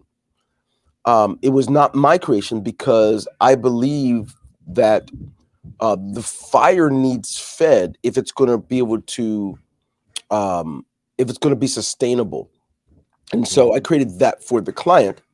And with a model like that, it is great to offer 80, 90%, and sometimes 100 to those people who move it. Like Jeff Bezos offers what, 10%, and then up to 20 if it's for gaming systems, which does really well. Walmart offers what, 3% or something like that. Target offers 8%. A lot of companies offer a percentage if you sell their products for them, which is good. Even with those, you can build a lot of wealth because of technology. You don't go door to door and sell like vacuum cleaners, right? You have a system out on the internet, and when people find it through Google searches and all that, you can they buy it. You make a lot of money. Doesn't matter what the percentage is. So the model was to help that customer or that client of ours to have his own system, and he sold it himself. So it was a great model for what he did. For us, we wanted to make sure when he was not able to sustain it any longer, we could create things around it to continue that flow. And that's what you've been experiencing, is when someone makes a sale of something that costs a couple $1,000s and they end up earning a few thousand. Wow, what a remarkable thing. That is great. However, there are limits to it. Sustainability is important. What do we say about running backs? If they blow their knee out in because they play 4 quarters in 4 games in preseason, we think it's foolish because there's nothing left now for them to really do it later. And so I equate the model to that if the company is not selling it themselves. So the model is great, it works. And anytime a company is going to offer you a percentage of something, and then they give you means to do it, it doesn't have to be our system, any system. You now have something that's way more powerful than having a boss, right? You have something that's more powerful than even a government assistance check or retirement check. You've got something that has no limit on what you can make. For example, why do people like to go to America? Because you can go as far as you want to go. I know people are going to say, if you're black, you can't. If you're from Croatian, you can't. That's a non-truth. The truth is, you can earn as much as you wish. It has nothing to do with your color. In fact, a lot of customers I have, they don't even know that I'm black. So is creative. That's why it's important to get your education, get some education, understand how to do things, read books, learn how to do stuff, because you realize, independent of your government, independent of your color, you can generate revenue. And so these are things that have to be taught. And yes, it just happens that I am black, which is great, which means I get to influence my neighborhood, my children's children.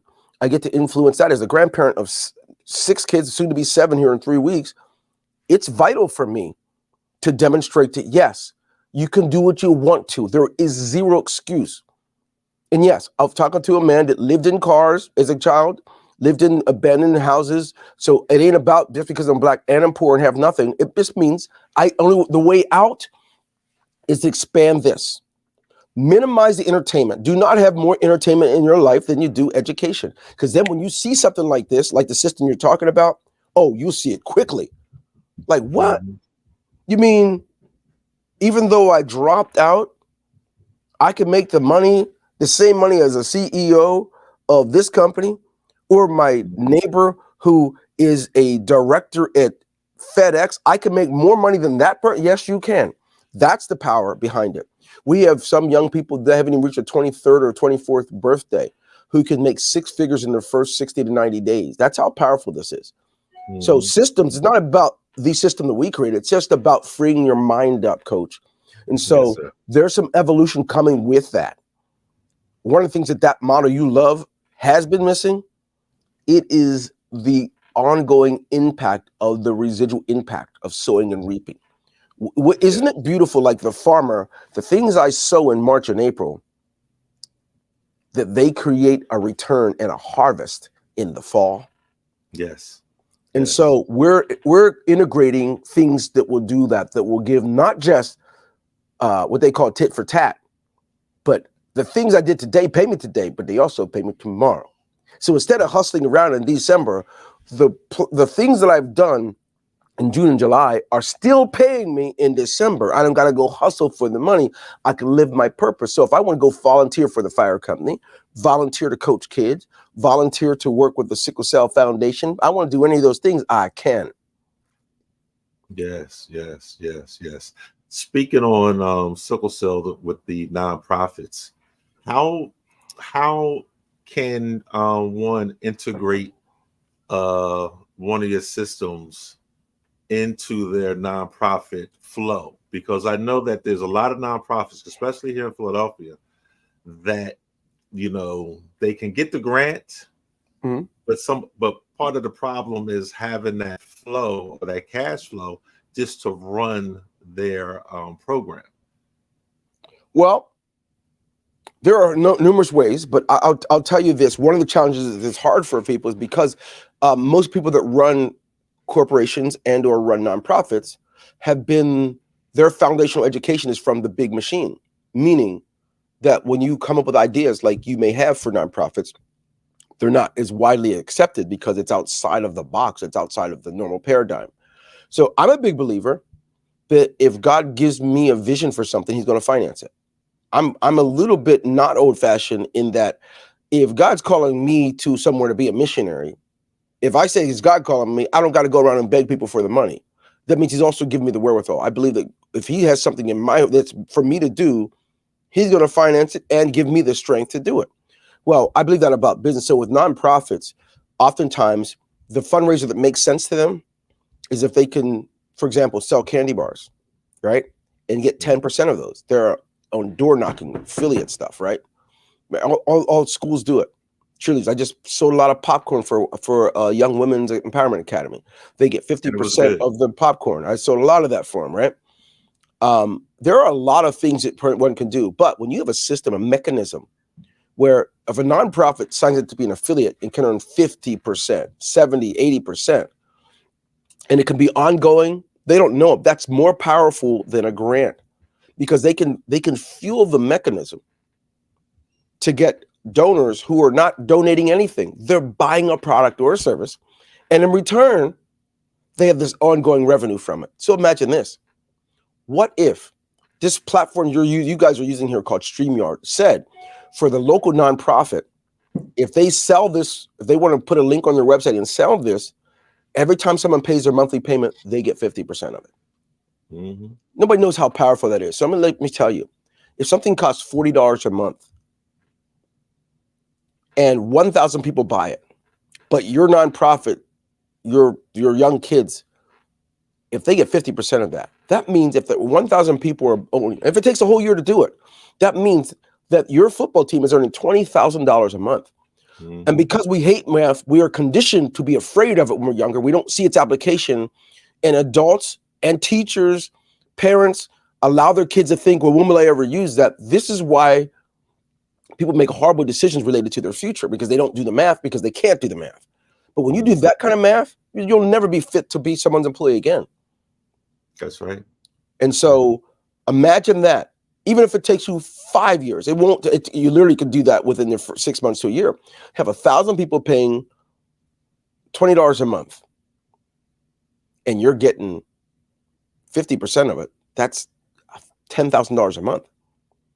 I mean, you know how many sports teams would love to? I mean, literally, little league sports teams would love to have $10,000 in the same year or the same season, but you can get that every month, even after the season's over. So I don't. I mean, it's elementary the way I put it, but it really is elementary. But most can't see that. Most can't see their need. They see the cost, and when people only see the cost, that's the issue. They don't see the cost of not doing it. So I love to talk to people about, hey, look, why are you not using this model? You're working so hard. You're going to go to your grave with your dreams in you because you let the cost of something keep you from doing it. And when that happens, here's what really happens. The same person who won't pay $200 or $300 for something that's going to make their business make more money for them will easily buy rims, upgrade their car, which is nothing but a liability. They can get wheels. Why do you have to do things related to what people look at, right? Why not? I like to put money into things that create more money. I don't want to put it into the shirt. I'll wear a shirt, but I'm not going to overspend it. I'm not going to buy $1,000 shirt to make you feel good. I'll take that same $1,000 and put it in my business so it's impregnated and it creates more $1,000. That's what I like to do. And so nothing wrong with doing that, but it disturbs me how many people won't make the correct decision for their business because of an initial cost that they're already spending on a carton of cigarettes, that they're already spending on happy hour every month, that they're already spending on, do you know the average American will spend like $150 a month in cable television, and the same person will complain about having something cost $29 a month to feed their business and make them money. That's beyond me. Number one, nobody needs cable TV anymore. You can stream it all from your devices. You can just get the apps, right? Nobody needs it. So I'm not the guy to ask about that, because by the time you talk to a nonprofit, they get it by the time you have to have a long dialogue with them. But the real issue is all the 14 to 20 years of education we got first that programmed us not to see things the way they should be seen. That's right. Woo, you got me. All right. That's why a lot of times when people talk about different systems, the first thing they want to talk about is a pyramid. Oh, that's a pyramid scheme. That's a pyramid scheme. And when they don't realize that, your job, that the wages is basically a pyramid scheme. Hey, Coach, let me finish that for you. So if you think about it, the hierarchy of a business got a CEO at the top, right? Just think about the shape of this. Underneath that president CEO, you got senior vice presidents next in line. That's right. Then you have the vice presidents next in line. And the numbers are getting bigger as I go down.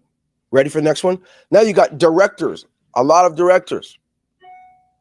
Then you got managers, a ton of those. Then you got supervisors, a ton of those. And then you have the mass population of what they call entry-level and frontline workers. That is a pyramid. It's just the only difference is you're at the bottom of that pyramid. That's right. So that's right. If we're talking about a pyramid scheme that takes advantage of people, that is not good or right. But if we're talking about the infrastructure, everything operates that way, from military to companies and corporations to even your very church you go to. So don't be mistaken. The difference is if I own my own business, I'm at the top of it. I'm at the top of what you call a pyramid.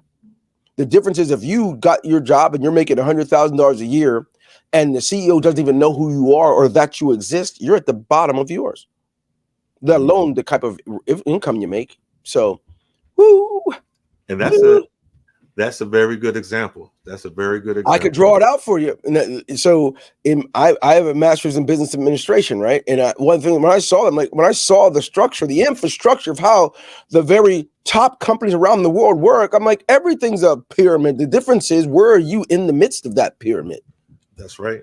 But money shifting, passing money to take advantage of helpless people, that kind of a pyramid, which is not, I don't know where that name came from. That's more of what they would call the Ponzi, based after the guy. But the shape of it, don't be foolish, man. Don't be foolish. I like to tell people that you are your own pyramid, because if you have your feet at a 90-degree angle, and you know that from standing at attention, being a Navy man, you're standing in the A squared plus B squared equals C squared. Which is the very algebraic expression that people say, when will I ever use that? There you go. And you're standing. So if you're standing and you turn north, north, south, east, and west. Oh Lord. You just created 360 degrees, which is the basis of a pyramid. So what type of I remember in the last conversation you even expound on nonprofits having for-profits to help them. Because a lot of one of the more common infrastructures that people don't know about is a lot of the for-profit companies or larger ones are owned by a nonprofit, which creates the perfect ability to flow their revenue and do good things and or also be protected from excess taxing. So the last job I had some 20 years ago was a place called Highmark, right? Highmark Blue Shield, which was a nonprofit that had a lot of for-profits under it, right? And so that used to puzzle me when I first started working there. By the time I got my MBA and I realized why and what. So there's nothing wrong with nonprofits having a profit. That's the first thing. You're not supposed to come up 0-0. There's nothing wrong with a nonprofit generating capital. It's a very healthy thing. But there's nothing wrong with a nonprofit not just having profit, but also having for-profits that are beneath that same umbrella. So when you have a company that's an umbrella company, which you may know of many, right? Many of you know of Procter & Gamble. But if you think about the Colgate brand and other brands that are under, like, wow, they own a lot of stuff. So that's all. It's a matter of structuring. But this is why I tell you, expand your mind. If the majority of your incoming knowledge comes from Facebook and YouTube, but you really don't go deeper, it's not bad, but you have a lot. You don't know how to differentiate between what and what. And so some things you want it to be sound based on principles. That's how you know, like some stuff we were taught in school wasn't inaccurate, but that's why you want to develop your mind beyond that. Go back further, go deeper. Biographies are really great places to start. Learn about people that are similar to you in your personality, in your expertise. What did they do to be successful? I mean, I'm a reader. I love to read. I love to learn how people do things. That's also what made me unfit to be an employee. That's why I had so many jobs. I was never satisfied. I saw what was possible. I don't think a person can learn all the things that are possible if all you're doing is scanning social media and watching TV. So my belief is, Coach, that we have been conditioned to watch people on TV and in sports to live their dreams while we're at home living a nightmare. We could ensure that we can do that by minimizing that. If anything, let's minimize the entertainment, increase our development in education. When I say education, I'm not necessarily talking about school, just your own development. You don't have to do that. I mean, yeah, it's great if you do, if you can afford it. If you want to spend those years doing that, do it. The most important thing is that you expand your mind, you master and understand the things that God has put here for us to enjoy, and at the same time, live our purpose. I don't think you can live your purpose working till 70 at the average of 2,000 hours a year. 25% of your 24-hour day is spent sleeping. 7% in traffic. You have other responsibilities. You got to clean. You got to do things, and before you know it, there's not enough time to live your purpose. So unless a person does take control of that and do some things, entrepreneur, don't generate your income from some seeds you've sown, as opposed to going out and spending a third of your day at someone's place. So that's my opinion. I love to do work with nonprofits, but one of the things is the freedom to get to do that. And so that's why I'm talking about it. But anyway, I don't want to ramble. I see it's already at the top of the hour, and I don't want to mess up the next person coming in. But you asked a lot of the right. Look, you asked the right questions. But the reason that I create the systems that do that, Doc, is because I believe that every human being, as long as they're breathing, deserves a chance to step into the power in which they were created. And you can't really do that if you don't own your own time. If you don't own your own time, if you're leasing your own time from yourself, and you finally get it, and all you do is can make it the happy hour and catch a basketball game or football game, and then you go back to the work for the person, it's not living. We're just merely existing. We're walking drones. We could step into our power and speak and live and touch the parts of life that most only dream about, that's it. All the funerals any of us go to every year and seeing people die with their dreams inside, nothing's more sad. Yeah. You know? Especially with the children. Especially with Woo. the children. Now, your systems, what makes your systems from your point of view different and attractive? You know, I don't know. That sounds horrible. I don't think like that, so I don't know. I mean, as a user, I probably would guess that one of the things that makes it different is the autonomy, the control that the user has in their hands, right? And the downside to that is most people aren't used to having their own decision making. You know, if you go to work, all things are already decided for you: where you sit, what product, what you use, what you do. When you're an entrepreneur, all that's in your plate. Right. You're not waiting for someone to permit you to do anything. You know, you go to work, you might have to ask, hey, can I go to the bathroom now? I know we're in a meeting, but you have to seek, hey, I need a day off to take the kid to the dentist. So what I like is the autonomy that our systems allow people to generate the same kind of income or a lot more than they did on their jobs. But the most important thing is the freedom. Now, all of a sudden, there's a huge responsibility put on your plate because too much is given, much is required. Now, if you are in charge of your day, the average person who's been conditioned in the American school system, they flop. That's why a lot of kids can't go to school in line, because it means they're in control of their day. And when you have that control, it's easier to fail because now you don't have someone to force you. Mom's not going to make you. Your boss is not going to make you. So that's the other side to it, man. I think it's unique in that people can have that time. And unfortunately, if you're not conditioned, if you don't train yourself, that may be the beginning of the end. If you don't know, you're like, oh, you can make as much as you want. What do? You wake up late, you watch a little TV, you scan some for YouTube. Before you know, it's time to go to bed again, and you didn't do anything. That's what a lot of people do when they first get into being an entrepreneur. They go on Facebook and look like it. They'll do a live, hey, who's grinding? They talk to each other, but not doing anything. And so I'm a big believer that we should all be involved in income producing activities. Scanning and surfing is not income producing. What is the connection between your activity and the return you will get? And that takes spending your mind. That's why I do a lot of trainings. I'm really big on training, because training and development will help coach and condition a person like you do in sports. You do conditioning in basketball, football, and soccer.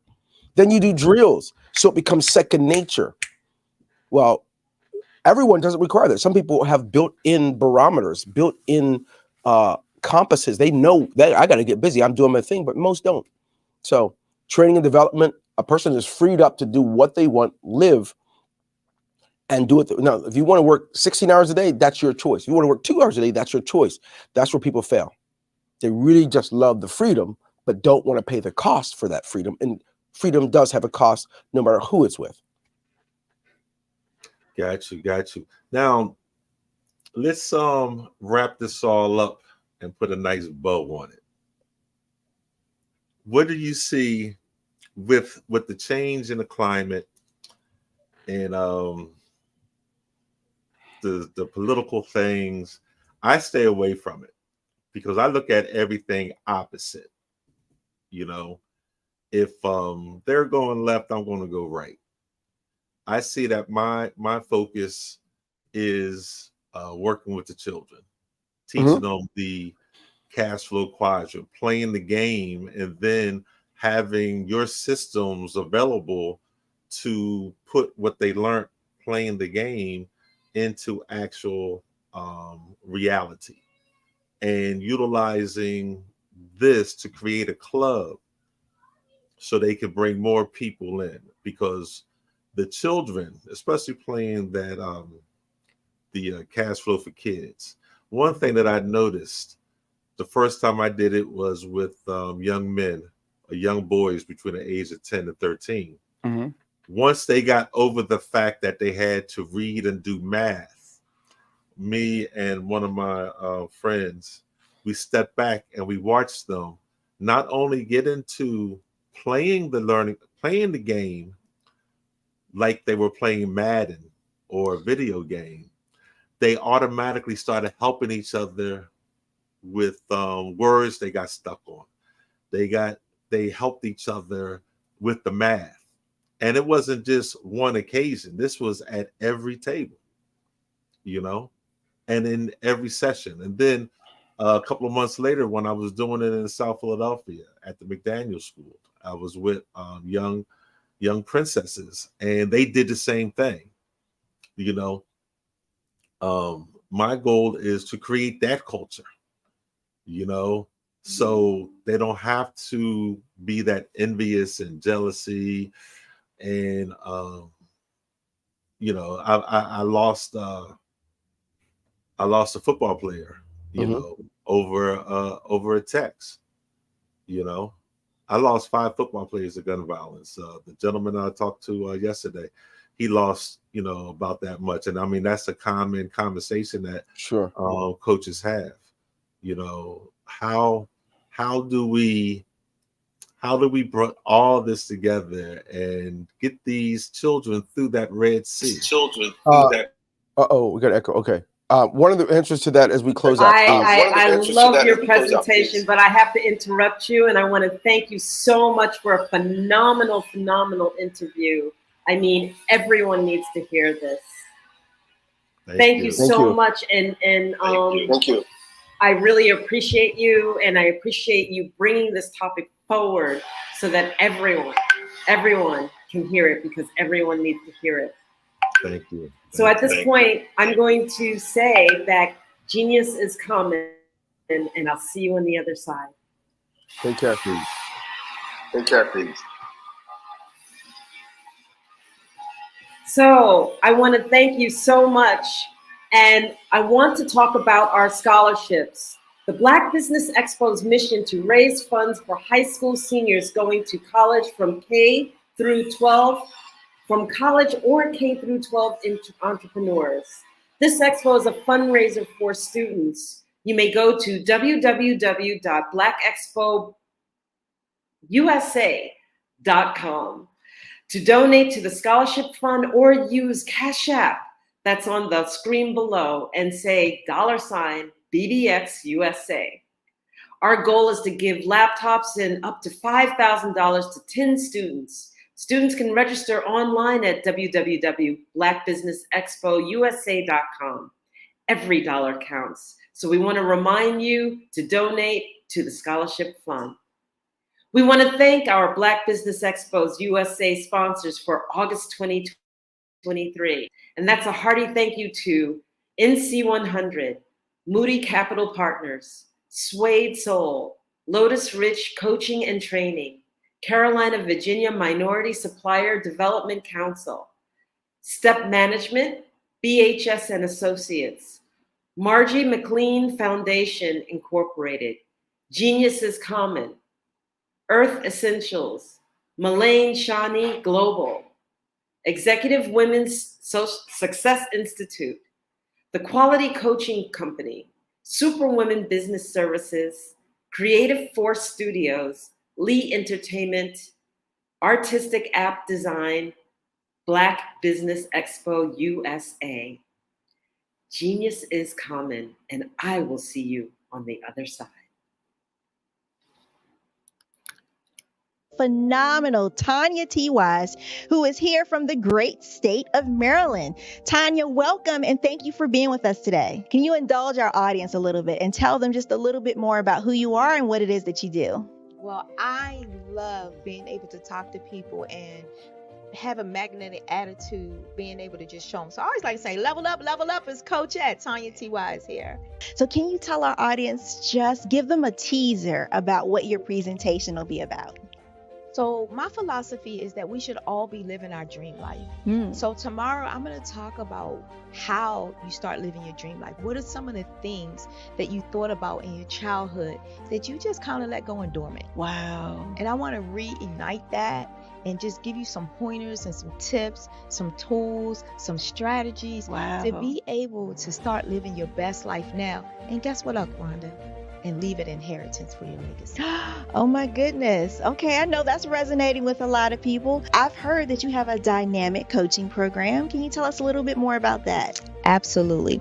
So our coaching program help people that have the lack of time, that lack strategies, and lack the confidence to go after their dream life. So we help them implement tools, we help them implement strategies, as well as give them resources so that they can live their best life now and leave that inheritance. Wow. Oh, I love that. I love the leave the inheritance part. Listen, you are dropping some major nuggets, and I know a lot of what you're saying is resonating with a lot of people, but I think we're all curious. How did you even make this transition into the speaking and coaching arena? What's the story behind this? So I started out in finance, and I realized that a lot of people don't necessarily go after their dream life because of the lack of finances or the education behind finances. But it wasn't until I lost my firstborn, my only son, that life changed for me. And where I was going after it all, living the corporate life, hit my 6-figure income, and living in my dream house with my dream man, driving my dream car. I nearly lost it all when I lost my son. And so I realized it only takes one financial catastrophe that can change your entire life. That's what made me start All New Beginnings. Because no matter what's going on in life, there's a new beginning. And because of that, we develop a program called Wise Minded. My little slogan is, don't just dream it, let's live it. If they want to connect with you or work with you, what is the best ways for them to be able to do that? Well, for my social media guru, you can connect with me on every single social media platform as Tanya T. Wise.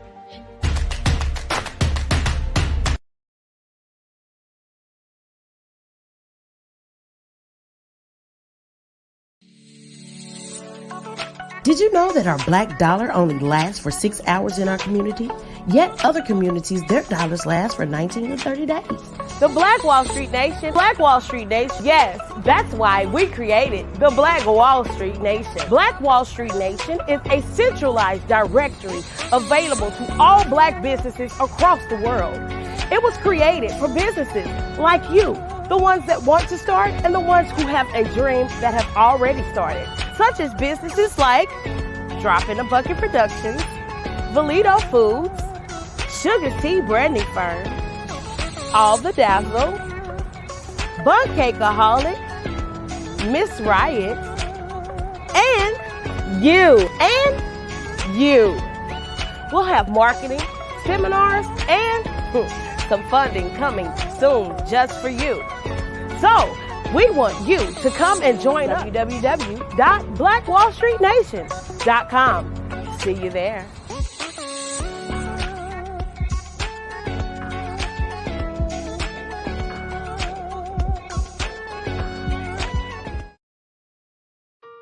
Hello, this is Israel, and I am CEO of Daydreams Interactive and author of Princess Planet.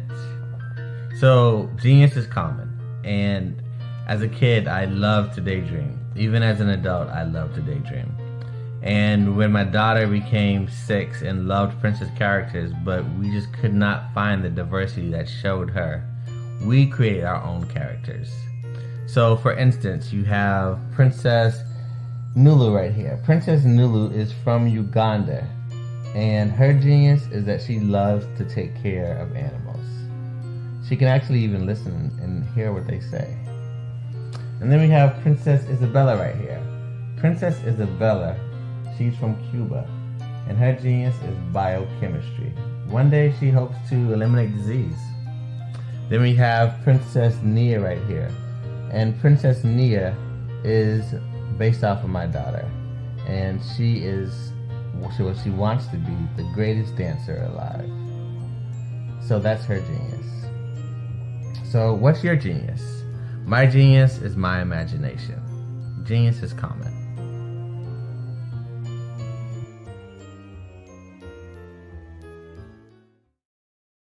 Hey guys, my name is Caden. I'm the CEO of Caden Teaches, and my genius is teaching kids about financial literacy.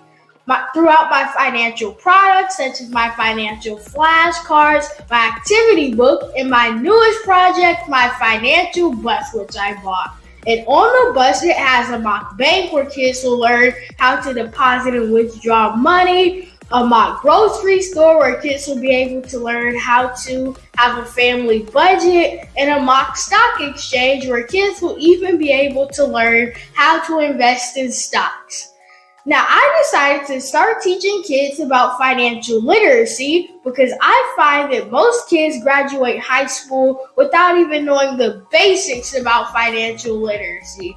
And I feel if I were to teach kids about financial literacy, that I would be able to help kids tap into their genius. And I actually learned about financial literacy to my dad because I would go to business meetings with him, and I would always see that they were talking about financial literacy. And at that point, I didn't understand what financial literacy was. So I took it upon myself to learn about financial literacy and teach it to kids in a way that they could understand. But I want you guys to help me help kids tap into their genius by going to my website, cadenteaches.com, and you can sew into me in my financial bust by going to my GoFundMe link. And remember, if Caden can, you can too. Because genius is common.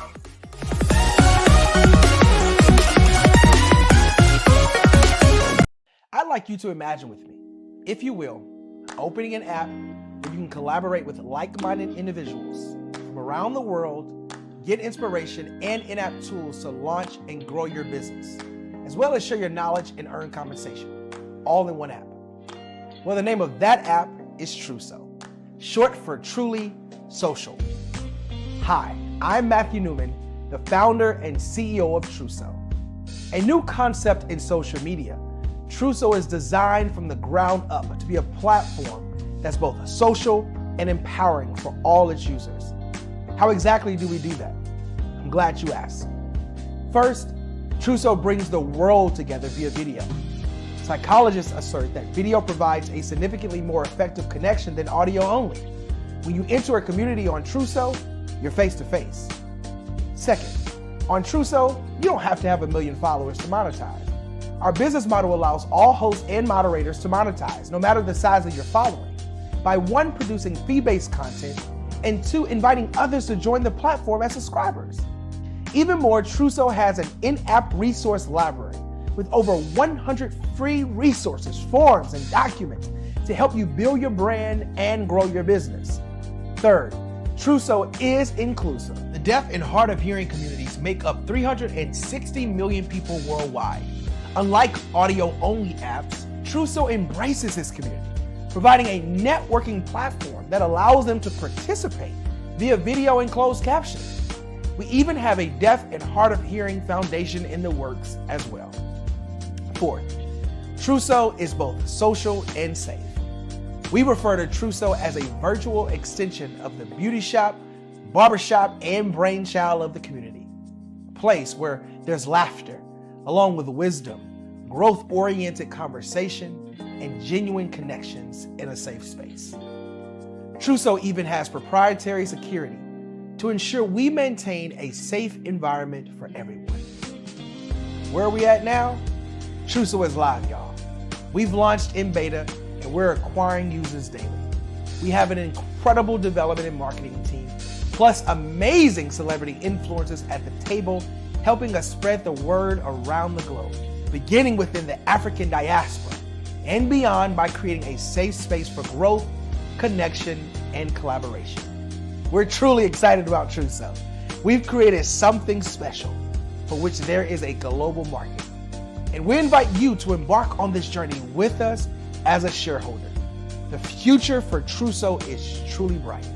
Join us and let's go there together. Why do I do what I do? You know, my life coach asked me that a few years ago. And she said, Tony, what's your why? And I told her, and she said, girl, you've already accomplished that. Perhaps you need a new why. Hi, Tony Harris, Amy Hoydu with Say It Said Marketing, one of your students. And just wanted to say thank you, Tony Harris, for spending so much time with me and giving me that boost in my business that I so drastically needed.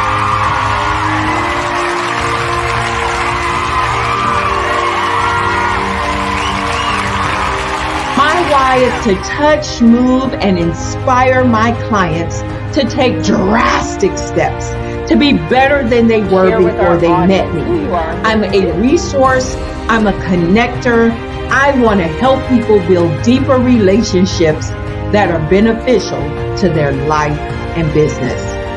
That's what I do best. So, first thing you got to do is show up. And speaking is a way to magnetically attract your ideal client to you. How many of you use social media that way? Absolutely. And this is how you look to the world. Drastic steps are the steps that are needed to be successful. And my business is drastic denotes a mindset. Getting out of your comfort zone. Doing something that you don't necessarily feel comfortable doing, want to do, but you know it's a necessary step to be successful in your business. I get the most satisfaction when I see my connections flourishing into relationships long after I am gone. Hi, my name is Jasmine Augustine with Lean Jasmine, and I've joined several networking and referral groups in the area. And Network in Action Northeast Houston with Tony Harris Taylor is one of the best organizations that I've joined. I love that piece of what I do, and it is what fuels my fire.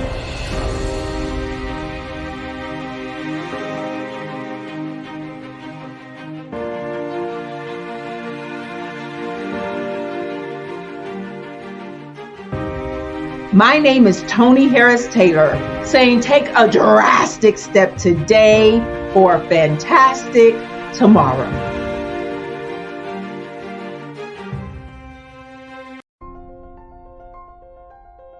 What if you could build your own city?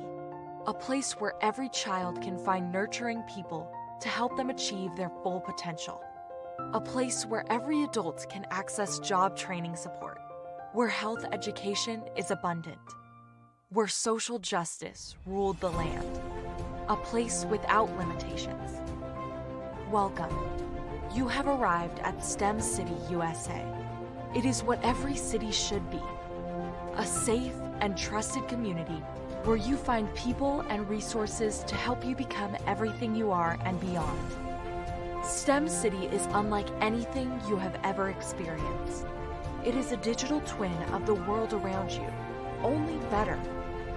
STEM City is about energy and soul renewal. It is more than a digital world. You can almost feel the power of live cultural events, music, and theater. STEM City promises a better future for children with caring mentors and hands-on activities with dedicated tutors to support our youth. STEM City is your passport to a healthy lifestyle, with weekly events addressing our community's many issues. STEM City is your financial well-being, with helpful information on wealth management, career advancement, job training, and so much more. STEM City is the community you deserve. It is the city where your dreams can come true. STEM City USA. A place in the sky that is accessible to all who reach for the stars.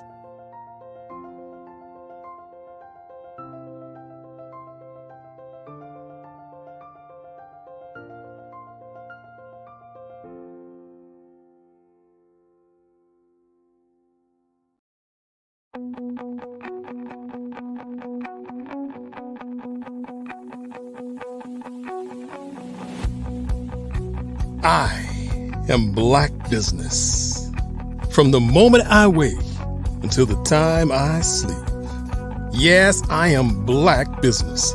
I am Black Business. Tell me, are you Black Business? I am Black Business. Do you support Black businesses? Listen, I support Black business because I am Black Business.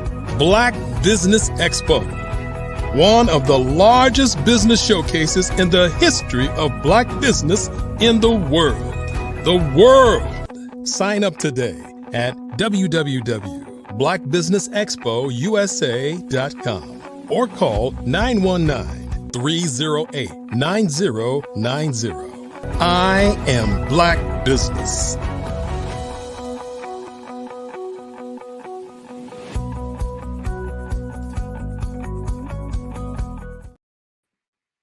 Good morning, business owners, entrepreneurs, thought leaders, and corporations. Welcome to the Black Business Network. I am Spiritual Teak, and I'll be your speaker for today. The Black Business Network is a 24-hour business network showcasing Black businesses, Black owners, entrepreneurs, and thought leaders worldwide. We have speakers from North Carolina, London, Singapore, Africa, Japan, and cities all over the United States. The Black Business Network is a global community sharing its business knowledge to empower, inspire, and educate businesses about business. Today, I have for you, beautiful souls, I have a keynote address. And my topic for today is rediscover your purpose through releasing trauma. But who am I? I am Spiritual Teak. I'm a natural empath. I'm a Reiki master teacher, a transformational speaker and coach, theta practitioner, entrepreneur, soon to be author, and rising galactic starseed incarnated to support individuals to ignite their true power and rediscover their purpose. My mission is to impact billions through healing work and inspirational content. So let's get into it. Rediscover your purpose through releasing trauma. What does that even mean? Before we go there, how I do anything is how I do everything. So I like the purpose to begin with breath. So I just want you to take a moment, close your eyes for a second, and I just want you to breathe into the body. And I want you to hold that breath and then slowly exhale. Beautiful. Thank you. I know it's 10 a.m. and we're starting with a topic about trauma, so I'd rather put us into a place of calm so we can begin. So when I talk about trauma, and I say trauma in the body, I'm talking about experiences that you have and how that may impact your physical body, your mental body, your emotional body, okay? And so what I want you to get out of today is we're going to look at the deeper implications of that on an emotional level, on a physical level, on a mental level, and on a spiritual level. Now, when I say spiritual, I'm not getting into religion. Again, I'm talking about the energy body, okay? We're going to learn how to release some of these emotional blockages and how to change negative emotions and beliefs. And then I have some little tools that I'm going to give you. Actually, I call it source work. A little bit like homework, but source work. Because I want you to dive into your healing journey, because this is all about you rediscovering your purpose so that you can live your truth. Now, when we talk about trauma, if I can look at what the Cambridge Dictionary, how it defines it, it says a severe emotional shock and pain caused by an extremely upsetting experience. Now, a medical version of that is severe injury, usually caused by an accident or violent attack. What am I saying? Simply put, trauma is a disturbing incident. It can impact somebody's ability to cope, which can have a significant implications on their overall well-being. And again, this is what it includes: the mental, the physical, the emotional, and energy body. Now, many people have experienced trauma, and if you say that you haven't, there's different forms of trauma that potentially you have experienced. But I want to talk about some of the symptoms, okay? Some of the emotional and psychological symptoms when we're talking about trauma. So we think about anger, blame, guilt, and shame. Some people withdraw. They feel disconnected. They feel hopeless or helpless. Some of the physical symptoms is when someone is experiencing trauma, they may have a rapid heartbeat or sort of tension in their body.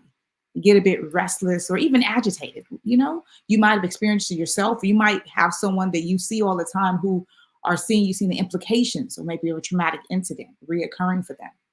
When we get into the mental symptoms, we can think about people having sort of chronic stress and maybe anxiety. But the energy body, when I mention the energy body, what I'm talking about is blockages in the chakras, which I'll get into a little bit later, because some of you may know what chakras are and some of you may not know what chakras are. But I'll get into the correlation between the energy body and then the physical and mental body, okay? So I want to talk about the different types of trauma that people can experience, because trauma can have significant impact on your overall well-being, as mentioned. So when I look at this, I'm looking at 3 different types: acute trauma, okay, chronic trauma, and complex trauma. I often sometimes say reoccurring trauma when I think of complex trauma, but for the purpose of this, we'll keep it to those 3 titles. So acute trauma, we're talking about like maybe one single incident. So when I bring up that word, some people may feel like, no, I don't have that reoccurring in my life. Okay, may have been a one-off thing. However, it's still an incident, right? Chronic trauma, we're looking at what is this repeated sort of incident that may be happening in your life. You know, some people experience different forms of abuse repeatedly, etc. That's when I think about chronic trauma. But complex trauma, this is an exposure to a variety of different sort of traumatic situations. And this can have a real serious invasive or interpersonal impact on the individual. And this is where we get into areas where I get into the energy and start talking about how those situations can have more of a significant impact because things start getting stored in the body. And I'll get into that a little bit later. So again, when talking about the types, and I gave you the 3 areas, I just want you to think about the definition, what I was saying there, and talking about the different areas that it may come up. I want to get into it a little bit more clear. So accidents. Some of us have experienced some accidents. I know when I was younger, I had a very serious medical accident, right? Car accident, excuse me, that put me into the hospital for like a week. And in the hospital, I had, I still to this day have certain pains in my body from that incident because the muscles, the back, all of that remembers that incident. There's certain triggers that come up from that. When we think about relationships, for example, getting into the emotional side of things, we have different types of relationships, right? So you have your intimate relationships, you have the relationships with your family, you have a relationship with your friends, you have your relationships with your colleagues, but different things can happen. Some people experience a traumatic experience for a breakup. And that can really shape how they feel about themselves. You can have different relationship with your parents, for example. Some people have, I will classify as traumatic relationships, and it can be traumatic would be with their parents. And it requires a deeper level of healing. Loss and grief is an area that will always bring up and have a form of trauma that stays in the body. We can think about environmental trauma. And I'd like to pause there because oftentimes when people think about trauma, they think about the environment, they think about like home life or something happening directly to them. But actually on a larger scale, I can use the example of 2020, but I can go even deeper and start talking about cultural trauma and the implications of that. And going even deeper and thinking about ancestral trauma. And that starts to take me into the energy body, which I'll get into. But another area that I want to mention to you is self-inflicted trauma. I know some of you might be thinking like, well, but who's going to continue to, inflict pain on themselves? Why would someone do that? Well, oftentimes what develops over time when you've experienced other levels of trauma, so we get into that complex area, then you have repeat things that plays in the mind, and then you can continue to inflict a certain pain because we get into limiting beliefs, etc. So when I think about, and I want to talk a bit more about just that, the whole complex trauma and the reoccurring trauma and the implications, because it leads me into when I start talking about energy and how the two work together and how that can create other things into the body, which we're going to get into how you can release. So let me go back. So I mentioned environment, right? Now, just from a large perspective, thinking about the things that happen in the US, I'm just going to say in terms of go back to cultural and different ways that things can impact a specific culture, us as Black people, right? There's differences in the workplace. There's differences if you get stopped by law enforcement. There's differences in the judicial system. And these sort of things can be triggering for individuals and have a huge implications on their mental well-being. When we talk about family, then some people have experienced, I mentioned it, but different levels of abuse. But it's not just, a physical abuse, the mental abuse. And so going again, we're talking about complex trauma. We're bringing up different levels and layers of different things in someone's life that can have a significant impact on them. So when I think about self-inflicting trauma, and I mentioned that in the repeat things, I was talking about the power of words. And I'll get into that a little bit later because what you say out of your mouth and how you say things out of your mouth can have huge implications on your overall well-being. So it's important to have a deeper understanding into the power behind everything that you say and the implications of that. So what are some of the implications of having complex trauma, reoccurring trauma? And as I'm talking about complex trauma, I don't want to get it misconstrued that I'm saying one other specific incident of trauma can't have lasting effects, because I'm not saying that. But what I am saying and what I want to focus on is how people experience different variations of trauma and the magnitude of that and how that impacts the overall well-being of the individual in those areas that I was saying, which is the mind, the body, and the soul. And so when we get into thinking about the complex trauma and the implications, then there's some key things that comes up for me. And one of them happens to be how reoccurring trauma can lead to and cause what I like to call discomfort or dis-ease in the body. Now, I know you're saying, well, T, hold on a minute. You're talking about trauma, different levels of trauma, variations of trauma, and now you're talking about disease. Look, I'm not going to say I'm a medical practitioner, but I am talking about energy, okay? And I just got through talking about the power of words, which I'll dive into a bit later, but how all these things are interconnected. And the work that I do, what I often see is I see when someone tells me that they have a physical, I'm going to call it discomfort, okay, not disease. For example, I have a client who she has fibroids. Okay. Now, the first thing I said to the client about the fibroids is I went into the emotional side of things because I knew that there had to be some level of storage in the body that has supported the creation of this discomfort, right? So we got into certain words that she was holding, like resentment, for example. So that's on an emotional level. Then it has to start pulling it down. Well, who is it that she's resenting? Where did it even begin? When did it start? Did it start in childhood? Had to start in adulthood? Looking at the themes of that, right? Then we need to get into body. How are we feeding the fibroids, right? So the trauma of maybe they're overeating, maybe they're eating a lot of sugar, etc.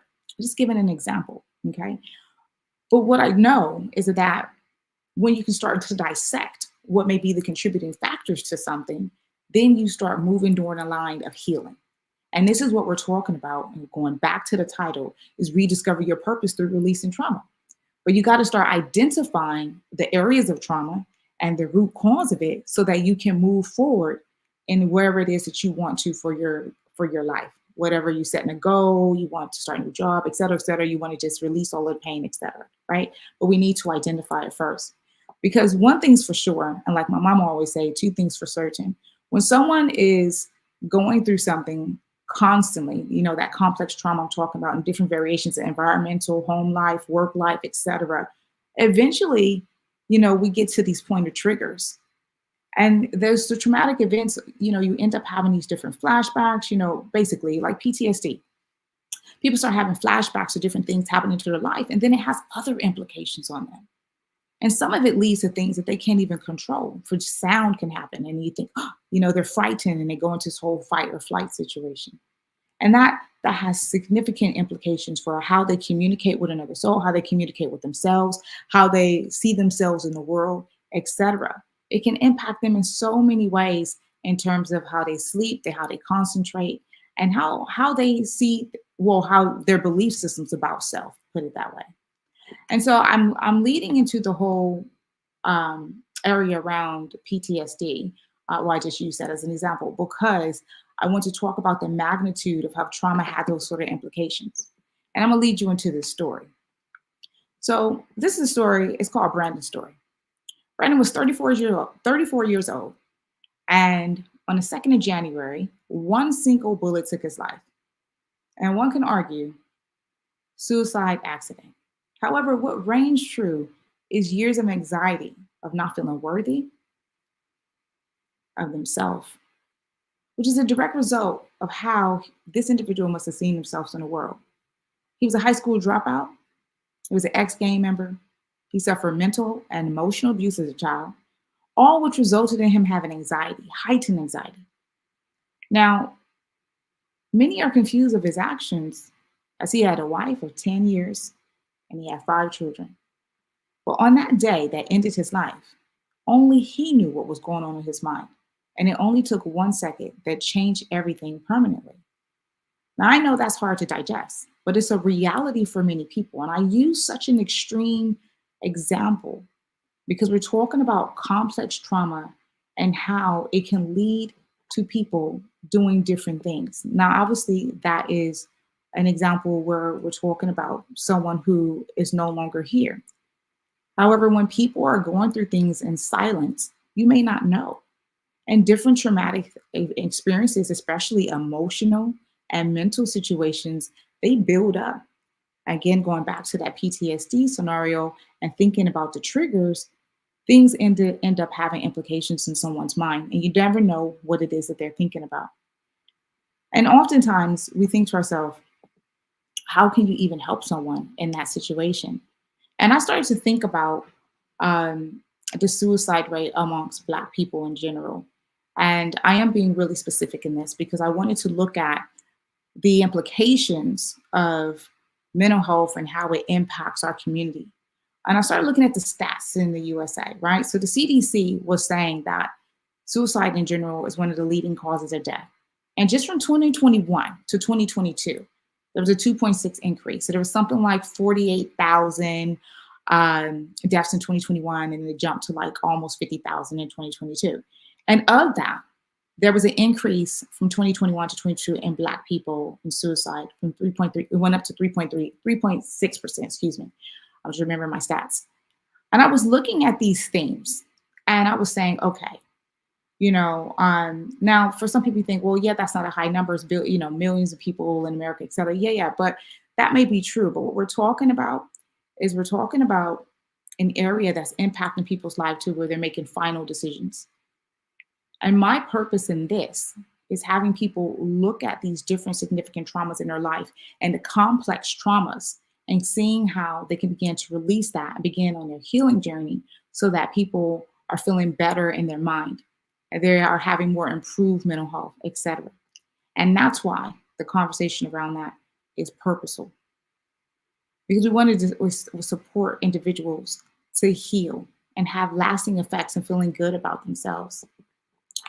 Now, in talking about the trauma in the body, it gets me to the place of energy. Okay, so when I talk about energy, people think, yeah, but I know what energy is, etc. Yes, true. You may know what energy is, but let's get into the definition of energy because I want to combine the physical aspect with the energy bodies. Okay, so the Webster Dictionary defines energy as a fundamental entity. That makes me laugh, but a fundamental entity of nature that is transferred between parts of a system in a production of physical change within the system and usually regarded as the capacity for doing work, usable power, such as heat or electricity. Now, usable power such as heat, electricity, is also the resource for producing such power, right? But one thing I love about when we talk about energy is that it cannot be created or destroyed. Now, I'm telling you this for a reason, because we're going to get into an area where I'm talking about how trauma remains in the body. And that is talking about one's aura, which is basically the energy field around someone's body. And I want to talk about the energy centers, which is the chakra. So you saw me go like this because depending on what school of thought you come from, there are a number of chakras, but I'm going to be speaking around the 7 chakras, okay? Now, how is trauma and the chakras that are related? Now, mind you, when I talk about chakras, I say energy centers in the body. So it's a bit like a wheel, okay? And these energy centers that I want to focus on are the lower chakras. Now, I don't have time to get into all the chakras. We can be here all day. But the lower chakras are the root chakra, which is like at the base of the spine. It's the sacral chakra, which is right above that, and the solar plexus. Now, the reason why I want to talk about these specific 3 chakras is because in my work and my sort of expertise, as I gave the example of the lady with fibroids, when I speak to people, usually the trauma that they are holding is in these lower chakras, okay? Now, the root chakra, just to get a bit of context, the root chakra is related to like one's foundation, family, how they feel and see themselves and work. Do they feel stable, right? The sacral chakra is about creative passion, the energy of creativity. The solar plexus is what I call it energy in motion. And it's because this is where I feel people hold all the emotions, okay? And when I do work with individuals and I see, as I mentioned, dis-ease or discomfort or things that come up, it usually comes right back to these 3 lower chakras. Now, the upper chakras, the heart, the throat, the mind's eye, the crown, they are purposeful and people can have blockages in these areas. But what I find is that when it comes to healing and identifying like decades of pain in someone is usually dove into those three areas. Now, within the chakra system, as I said, the energy wheels there, then what are we looking at in the aura? Remember I said what the aura was, right? It's basically energy field around the body. So the first layer is like the emotional body, the second layer is the mental body, and then outward we get into the spiritual body. Now, all of that is interrelated and connected because we're talking about maybe you experience a physical incident of a traumatic incident, right? I use the example of me in a car accident, right? And so the physical body have felt that pain. However, what will happen to me on a mental level, right? If I was to be in a situation that reminded me of that accident, for example, hearing a loud sound, and it can take me right back because it's a trigger, right? And so the trigger is still in the body. And so even though the physical incident has moved on with time, the energy of it is stored in the energy body. And that takes me back to the whole conversation that I was saying, or when I started mentioning the power of words. And so I usually do this activity with a lot of my clients or in groups and things like that, because I find it to be purposeful. And what this activity is, we don't have time to do it today because I need like 30 minutes just for the activity alone. But what this activity does is that I will put people in sort of a calm state. And in this calm state, I invite them to close their eyes because usually when our eyes are open, we're taking in like 11 million pieces of information. So basically you're distracted. So I have people close their eyes and then we follow that with breath because breath is life, right? And then breath promotes bringing you getting calm. So when they're in this state, notice I changed the state of being. So however they were feeling, I'm bringing them to a place of calm. Then I go through a list of words. Now, why do I do that?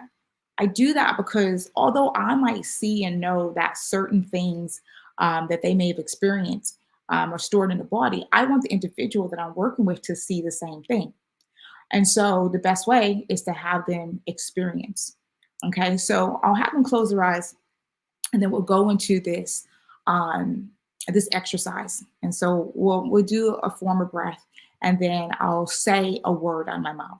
So I might say, for example, disappointment. And when I say disappointment, what I'll end up doing is I'll ask the individual where in their body, well, and I need to say, I have them keep their eyes closed. I said, where in the body did they feel a sensation from the word disappointment?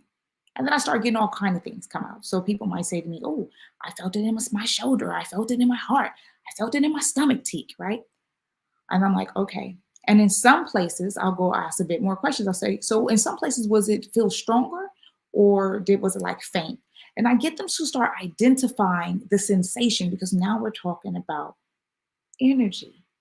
And then once they can identify, oh, yeah, so I got this shoulder, and then they remember, oh, but I had this physical shoulder thing happening, right? For example, and then we get into it a bit further. Well, when did that originate?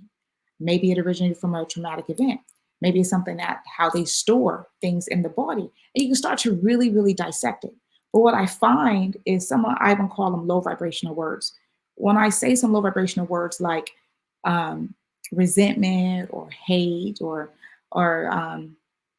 feeling unloved or something like that, then things start to pop up. And usually it's a combination of areas. So I mentioned the energy centers. I talked about the chakras, but even though I'll say the word, they might feel something in the shoulder, they might feel something in the stomach, and then start activating in different places. And then different experiences of that or different memories start to come up. So again, we're talking about triggers. And so the purpose of that exercise is to show how the energy has been, how the traumatic event or traumatic experiences or the complicated, the complex trauma has been stored in the body. And that way, when we start identifying it, then we can start looking at ways to sort of release the trauma, because obviously we don't want to keep that energy stored in the body. And so there's different ways to begin to do that. There's several things that I support people to work with, but one of the fastest ways to sort of get rid of trauma is through what I call the power of the elements. And so you're like, well, Teak, what is the power of the elements? Well, yeah, I am talking about earth, air, water, and fire. And no, I'm not making a song.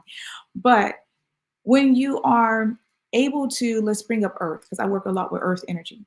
Okay. So when I talk about the earth, I'm talking about things like grounding or forest bathing and tree hugging. Now, some of you are thinking, Teak, I'm not about to go and hug a tree. Okay, you don't have to go and hug a tree. However, I'm talking about ways that I know that can bring the body into a sense of deeper level of calm. And when you're working with trauma, you want to be in a deep sense level of calm because the memory of these situations, especially cell memory of these situations, can have, lasting effects. So what is forest bathing? Is literally taking a walk in the forest, being there for a few hours, but really being, have you ever heard people say, oh, I went for a walk and I feel so much better, because you are in a relaxed state, but also the trees, I can get into all of this stuff, but the trees begin to emit, I forget what chemical, but they forget to emit something that naturally supports the release of calm. Tree hugging. Now I'm a fan of tree hugging. You might think, well, I'm not out there hugging no trees. You might hug a tree with me. But tree hugging supports grounding. And grounding, when I'm talking about grounding, I'm literally talking about connecting to the earth. And you can do that in many different ways. Okay. So you can literally take off your shoes and allow your feet to connect with the earth. And what does that do, that sort of connection? Well, when you do it consistently, and again, we're talking about bringing the body, the mind into a place of calm so you can start identifying things that have been stuck and stored. But when you begin to do that consistently, you're going to start seeing like remark improvements in your life. Okay, so your improved sleep, it's going to reduce the pain. So I talked about discomfort in the body. I talked about the exercise where some people say that they might have stored pain. So it began to reduce that. It'll support with the rhythm, in terms of your, like how you're intaking stress into your body. Okay. Because you'll be feeling a bit more calm and how you respond to things. Also, the sympathetic and the parasympathetic nervous system. So it brings balance. So what am I talking about when I'm talking about sympathetic nervous system? Sympathetic nervous system is like that fight or flight, right? And so parasympathetic is more like the rest time. So it brings balance in that. So people can expect things to heal a lot quicker. And you think about, how is that possible? It's been proven scientifically that it is possible, and that the effects of grounding actually shows some increased healing. I found this article because the other side of me, the academic side of me, the little nerd side of me was like, okay, I don't want to be all spiritual kumbaya and all of that. I need to find something that actually can evidence, in terms of grounding and the benefits of grounding. And there's this article in the National Library of Medicine. It was published some time ago, back in 2015. However, the information is important, and that's why I want to share with you. And so I'm just going to read this quote from the article. So what it said is, they did this article on grounding, and it said that they had some multidisciplinary research that revealed that electrically conductive contact of the human body with the surface of the earth, basically taking your shoes on and connecting, right, produces intriguing effects on the physiology and health. Come on. Now, these effects relates to inflammation, immune responses, wound healing, prevention, and chronic inflammatory and autoimmune diseases. Now, let me just let that land. So they did this research that confirmed that doing something like grounding can support with healing. Now, I'm talking about trauma and the implications in the body, right? And here we are talking about how you can do something physical with connecting to the earth that's actually looking at the electromagnetic energy. There's an exchange and it producing healing effects. Now, I don't know about you, but I know that sounds good to me.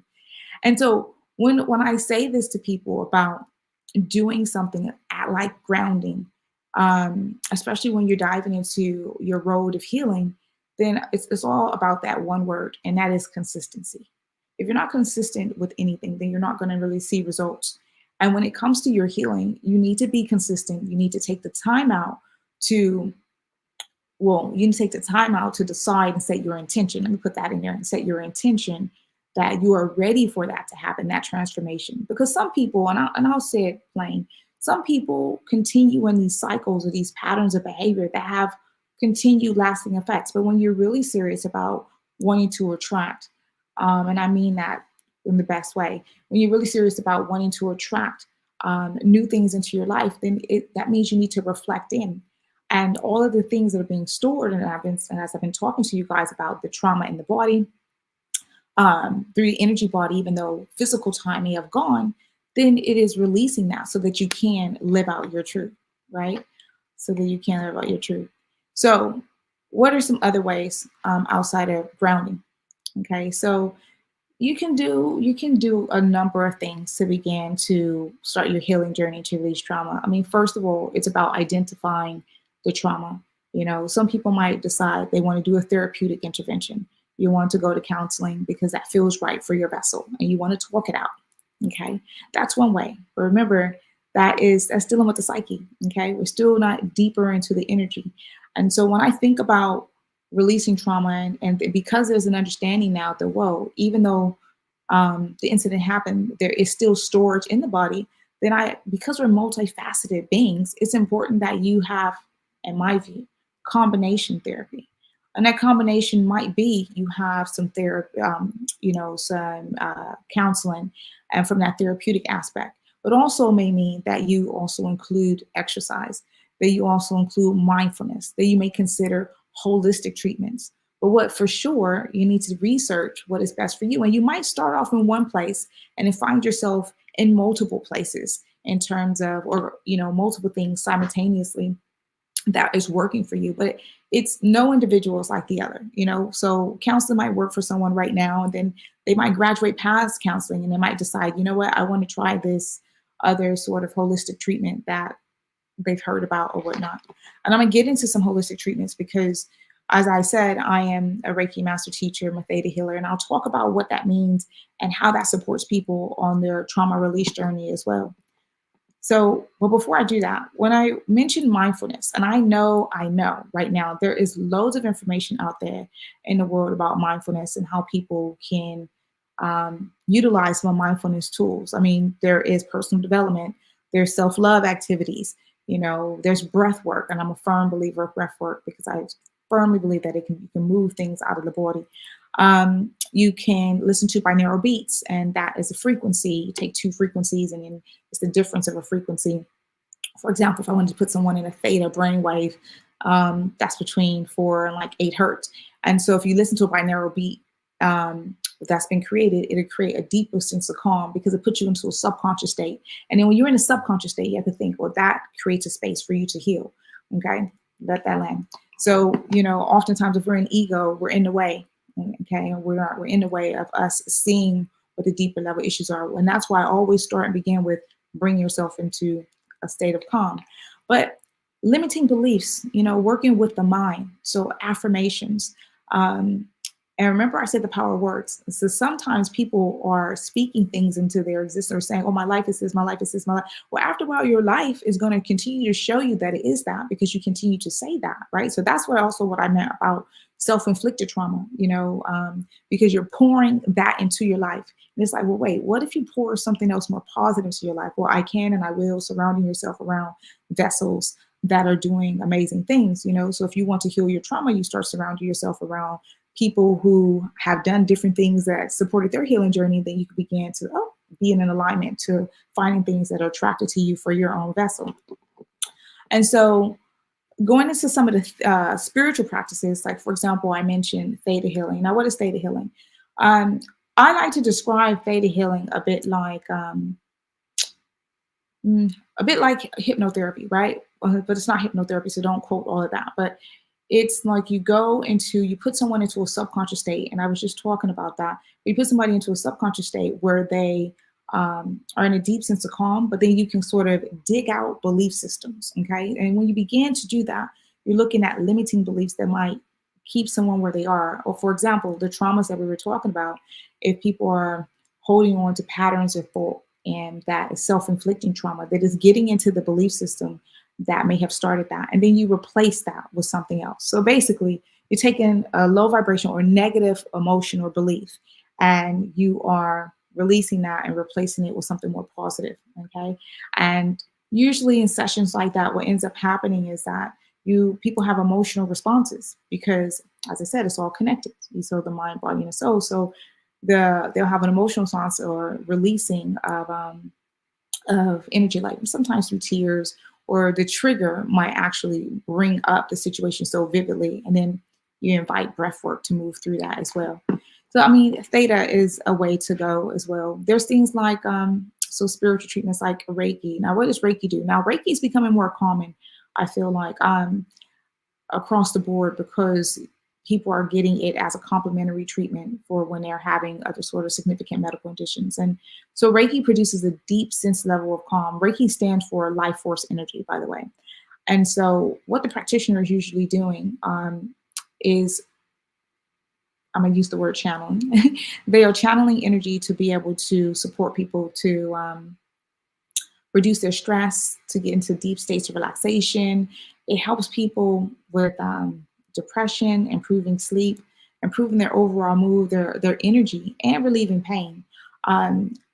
Again, Reiki is a technique that I would suggest that should be used in combination with other things, especially when you're dealing with trauma.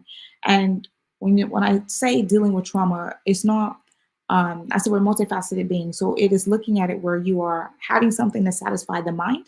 So doing something academic to support identifying the traumas, dealing with the emotion, looking at what we've stored, dealing with the limiting beliefs, because all three work together.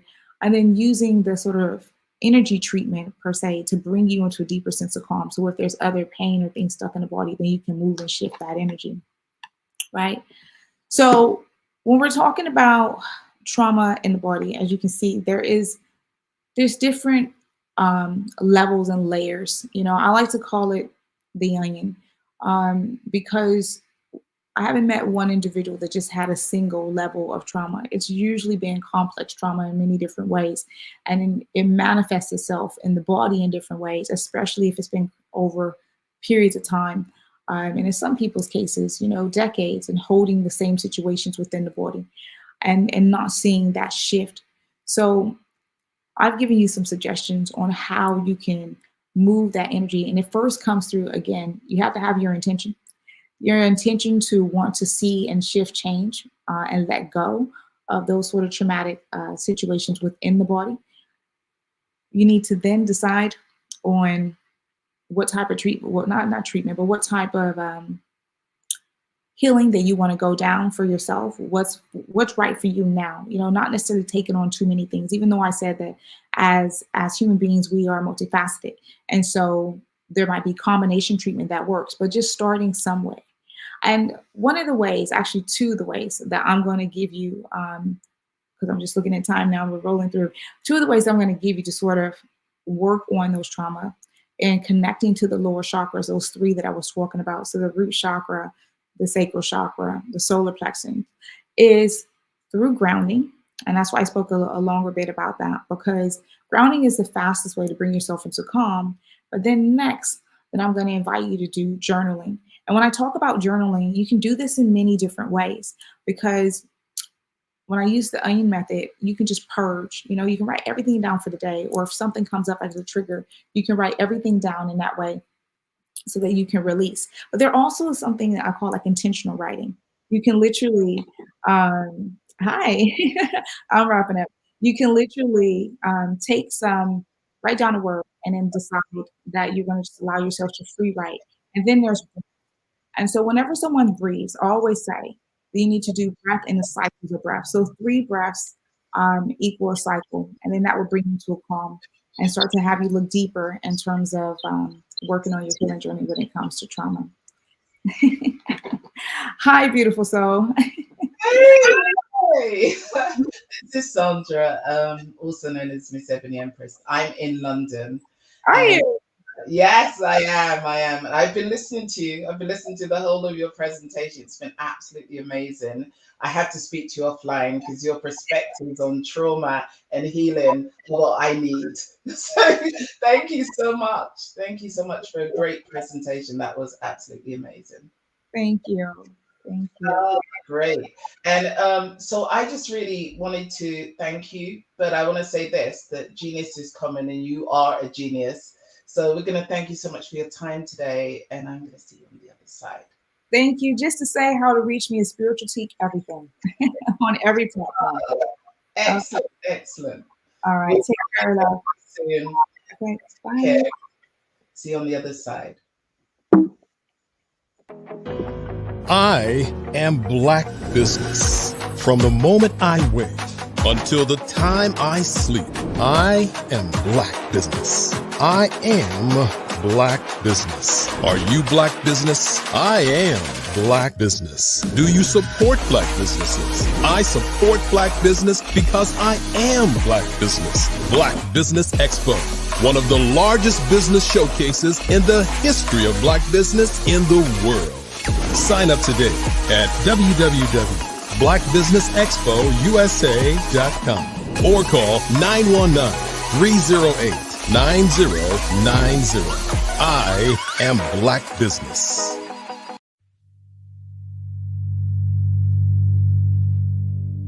So what we have to do is when we get in a spot, we need to create some spots for us. That's the main thing. We need to be able to be in a position where we're able to create those spots for us. For me, being an entrepreneur, I'm not just going to get a business and then leave you sitting high and dry. If you ask me some questions about entrepreneurship, I'm going to give you as much as I received. I've seen people who made it, and then when you ask them, it's like, okay, now you have to pay me for the information, the same information I got for free. We probably in totally different cities. There's no way that we're going to bump heads or anything. We're not competing. Bring me up with you. And so I just think that whatever education that I have, then I need to be able to give that to my own as well. So create the spots. You can create the spots when you get there.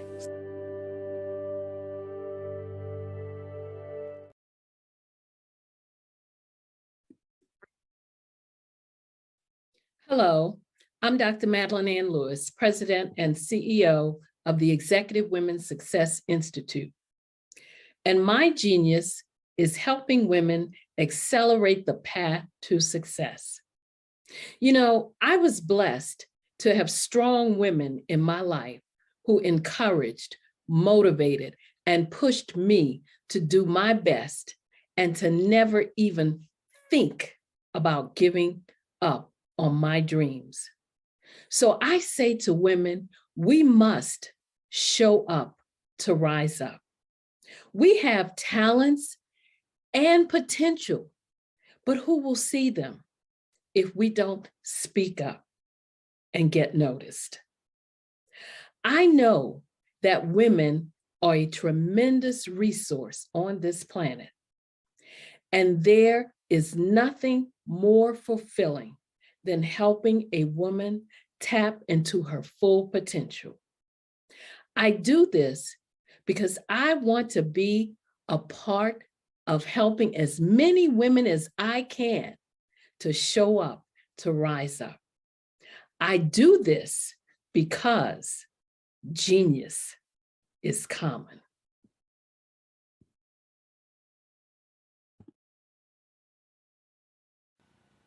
Hello, my name is Kiasi Helm and I'm 14 years old. I think my genius would probably have to be setting goals and achieving them. I say this because ever since I was young, I always wanted to be an author, and at age 11, I ended up achieving this. But not only did I end up becoming an author, I ended up becoming a public speaker, a publisher, a business owner, all these great things.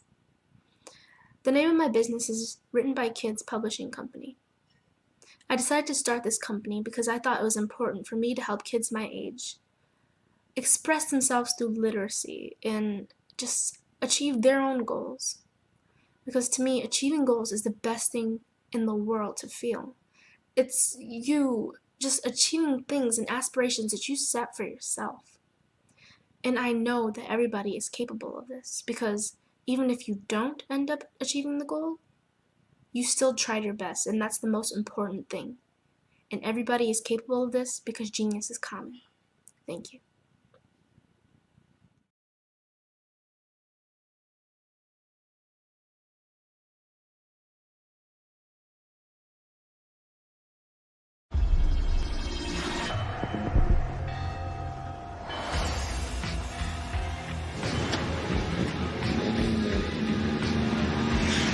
La connexion.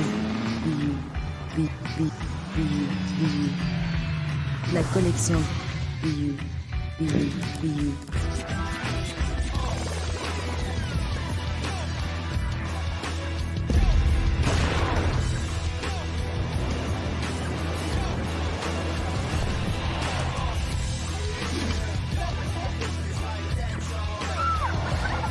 In a world obsessed obsessed with the cult of celebrity.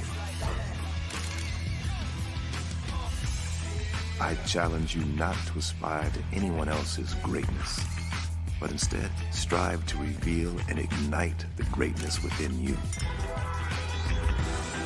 Are you serious? I totally think that that's it. Hey. No! Hey! To me, sexy is a man that knows who he is and what he wants.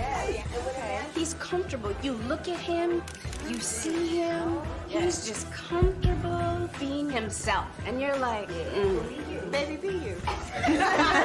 be you, baby. Just be you. I like it. Introducing the Be You collection, exclusively available at K&G Fashion Superstore.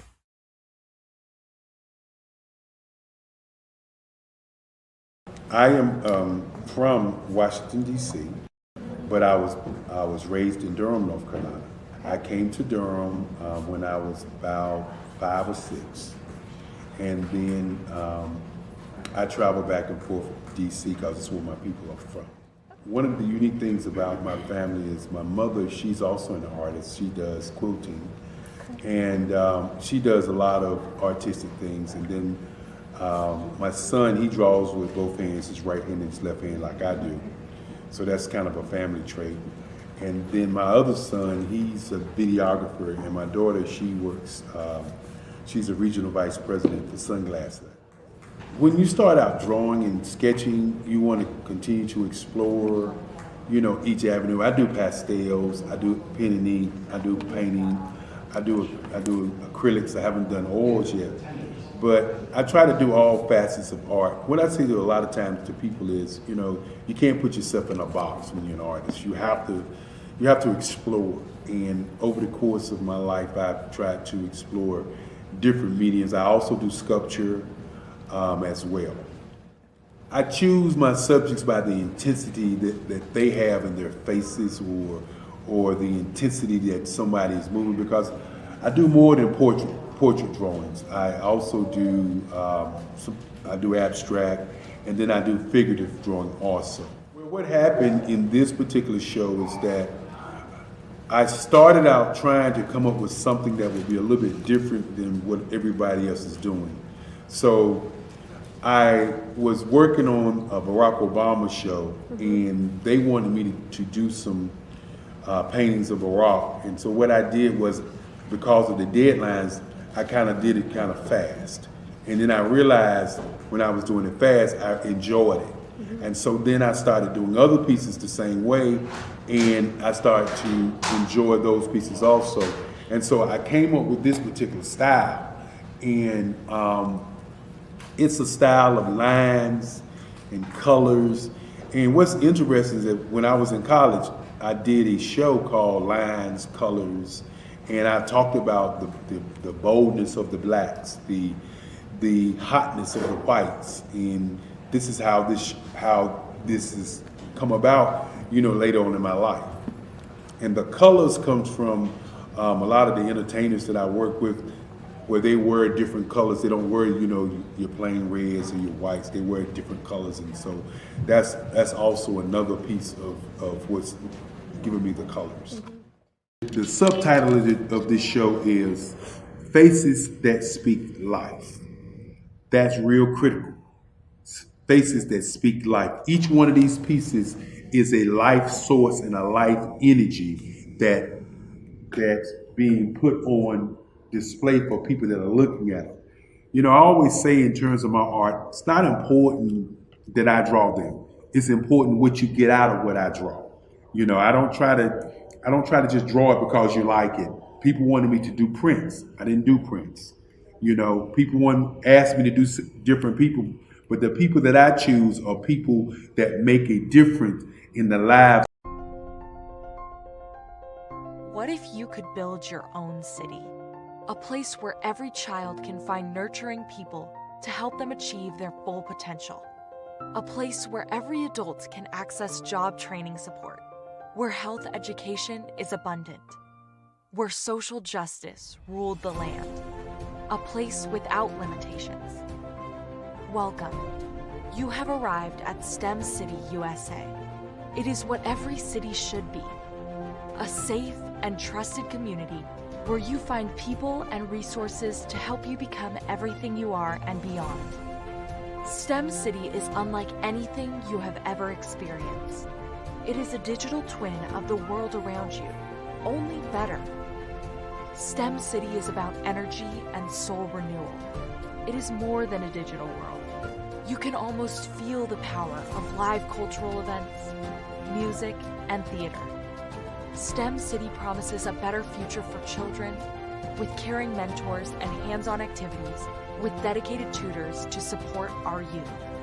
STEM City is your passport to a healthy lifestyle with weekly events addressing our community's many issues.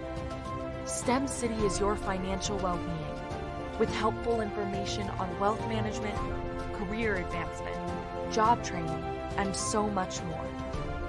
STEM City is the community you deserve. It is the city where your dreams can come true. STEM City USA, a place in the sky that is accessible to all who reach for the stars.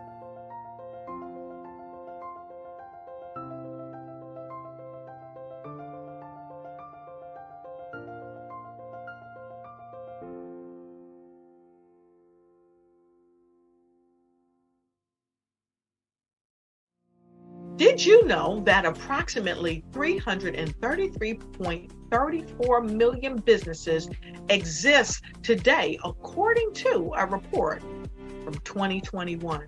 And you may be one of those businesses, or maybe you're not in the business market yet, but you're aspiring to be a business owner. Well, guess what? You're in the right place at the right time. Because let's face it, everything is about timing and opportunity. Hi, my name is Dr. Lotus Richey, and I'm the CEO and founder of the Lotus Richey Coaching and Consulting LLC, along with the Lotus Richey Ignite Show. 15 minutes of success with Dr. Lotus Richey, as well as books to boom your business and bring who you are. And today, I want to bring this amazing message to you about the Black Business Network and the Black Business Olympics. See, the Black Business Network and the Black Business Olympics is designed to help people just like you, that's right, that look like me, to take their business to the next level. Not just in your front yard or your backyard, but globally. The Black Business Network and Black Business Olympics is designed not to just help you survive, but to help you thrive. So join us today as we come together with businesses all around the world to support our students, our children, our young teens, our young entrepreneurs. What we do is we come together to help raise funds for students who are aspiring to be business entrepreneurs, who are aspiring and who are thriving in college. We endow them with a wonderful opportunity to gain scholarships of either a laptop or several thousands of dollars. And we invite you to help be a contributor to this amazing opportunity to help someone that looks just like you. So join us today at our website and let us connect with you and help you ignite and take flight in every area of your life on the Black Business Network and the Black Business Olympics. I'll see you on the other side.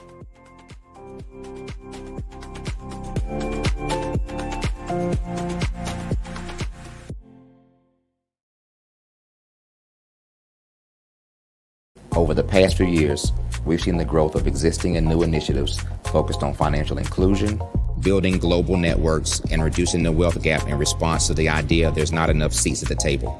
Whether their outcomes are to increase the representation of Black executives on corporate boards, ensure an inclusive global economy, or to create new U.S. African commercial pathways, the strategies are often carried out by separate programs. The question is, should they be? With the continent of Africa being home to more than half of the world's fastest growing economies, the youngest workforce, over 400 companies generating more than $1 billion annually, 700 generating more than $500 million annually that are poised for growth, and being the destination of nearly $5 billion in venture capital in 2021.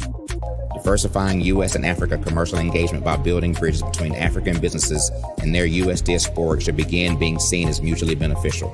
From helping to reduce Africa's enormous capital gap to catalyzing two-way trade opportunities, the COVID-19 global pandemic hopefully has taught us that global challenges and opportunities are more interconnected than we thought.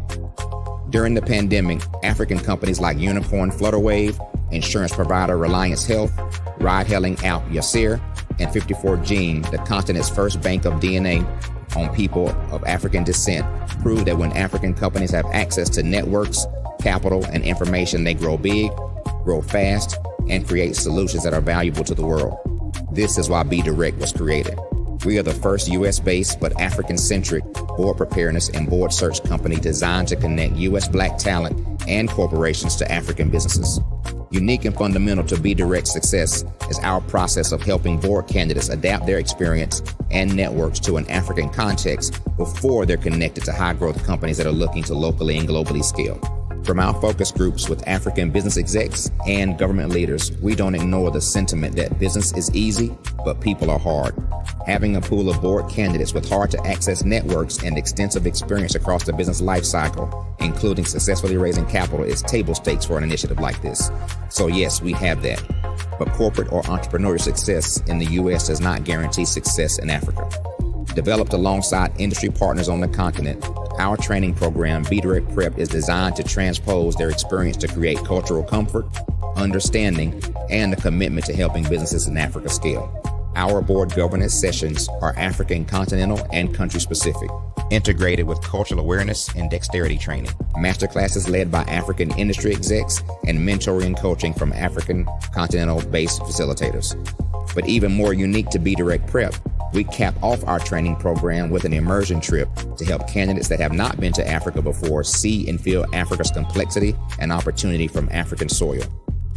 We all know traditional network-based board placement has historically left a lot of us out of ever really being in the paid board pipeline. Our strategy supports the work of many great organizations that are successfully filling seats at U.S. board tables by creating more tables for those that are still left on the sideline. It's time to start seeing the role and value of U.S. Black talent and businesses on the continent of Africa differently. Old perceptions and habits limit economic inclusion. Let's transition Black talent and the African businesses they will support from the periphery of the global economy to its core. Living in a global lockdown, we all know now how fast local and global economies can change, and see the value of having businesses that hire, strengthen local value chains, and even grow globally. Status quo in any form holds back progress. We must democratize U.S.-Africa commercial engagement by socially and economically connecting cultures that have long been disconnected. It's time for Africa's U.S. diaspora to redefine their global value by helping African businesses scale continentally and globally.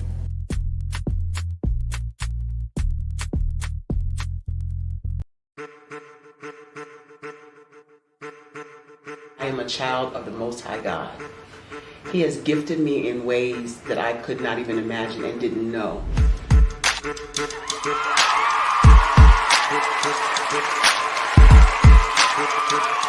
There was a time when I didn't know who I was. I listened to other people tell me who I should be, what I should do. I listened to people telling me that I should be a boutique owner, that I should be a construction manager, that I should be a laborer. Have you ever felt like you should do something else, be something else, go somewhere else, be wherever you wanted to be, and you felt like you were in a box? Anybody in the room? And you couldn't get out? Anybody in the room? And you kept trying to go and you couldn't get out? Anybody in the room? But let me tell you, you need to rock the box. Rock the box.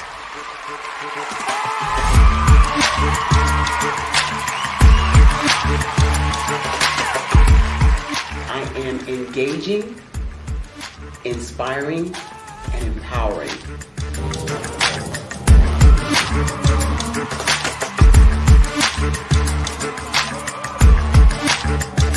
I would give you everything I know.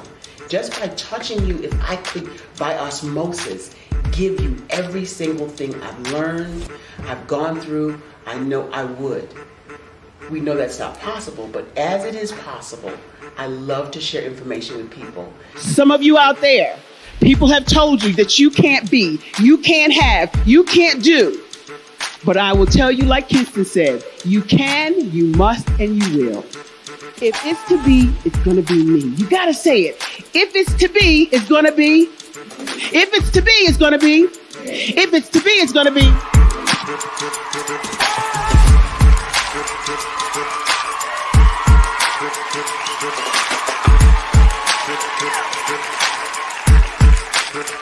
Barbara is because she believed what her mama said about her and not what other people told her. Every day you wake up, when you're in a situation, it's your choice whether it's an advantage or the disadvantage. She gained her confidence and her life, and now she is a testimony. If I can help you elevate yourself, then I feel like I'm elevating my own self as well. What you know and I know together can change the world.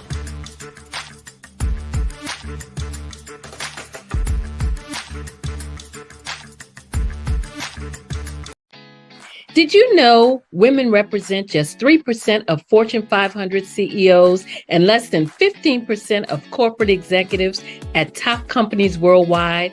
Have you wondered what the secrets are to getting into the top ranks, whether in the private or public sector? Do you want to figure out how to stop being held back in your career or passed over for promotion? Then you're in the right place. Hi, I'm Dr. Madeline Ann Lewis, President and CEO of the Executive Women's Success Institute. I have decades of experience in the military, the federal government, and corporate America. And my mission is to help women succeed and tap into their full potential. I want to reach 1 million plus women around the world to become the leaders they are meant to be. So if you want to move into a management or executive level position, or maybe you are a female veteran transitioning out of the military into business entrepreneurship, then reach out to the Executive Women's Success Institute at 301-693-3284. Let us get you on the fast track to success.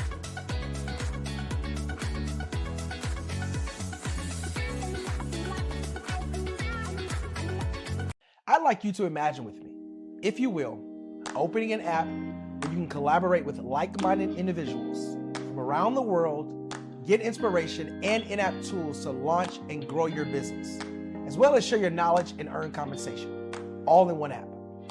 Well, the name of that app is Truso, short for Truly Social.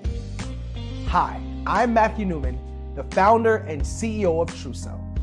A new concept in social media, Truso is designed from the ground up to be a platform that's both social and empowering for all its users. How exactly do we do that? I'm glad you asked. First, Truso brings the world together via video. Psychologists assert that video provides a significantly more effective connection than audio only. When you enter a community on Truso, you're face to face. Second, on Truso, you don't have to have 1 million followers to monetize. Our business model allows all hosts and moderators to monetize, no matter the size of your following, by 1, producing fee-based content, and 2, inviting others to join the platform as subscribers. Even more, Truso has an in-app resource library with over 100 free resources, forms, and documents to help you build your brand and grow your business. Third, Truso is inclusive. The deaf and hard of hearing communities make up 360 million people worldwide. Unlike audio-only apps, Truso embraces this community, providing a networking platform that allows them to participate via video and closed captioning. We even have a deaf and hard of hearing foundation in the works as well. Fourth, Truso is both social and safe. We refer to Truso as a virtual extension of the beauty shop, barbershop, and brainchild of the community. A place where there's laughter, along with wisdom, growth-oriented conversation, and genuine connections in a safe space.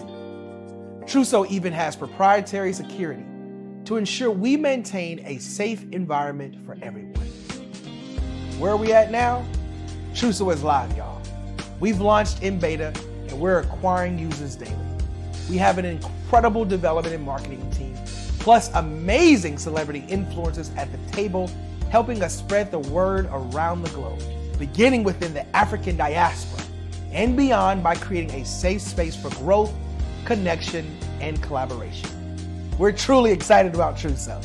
We've created something special for which there is a global market. And we invite you to embark on this journey with us as a shareholder. The future for Truso is truly bright. Join us and let's go there together.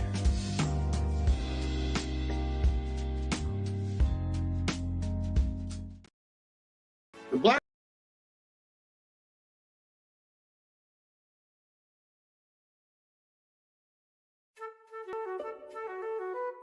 This is Dr. Arnold T. Petsworth. He's the owner of Petsworth Vet World, a veterinary clinic in Hopton, Connecticut. His patients include dog, cat, frog, fish, Goldie, dog, and this alpaca. Due to doctor-patient confidentiality, we can't tell you their names. Business at Vet World was steady, and then quarantine hit. Neighbors brought new four-legged friends into their homes.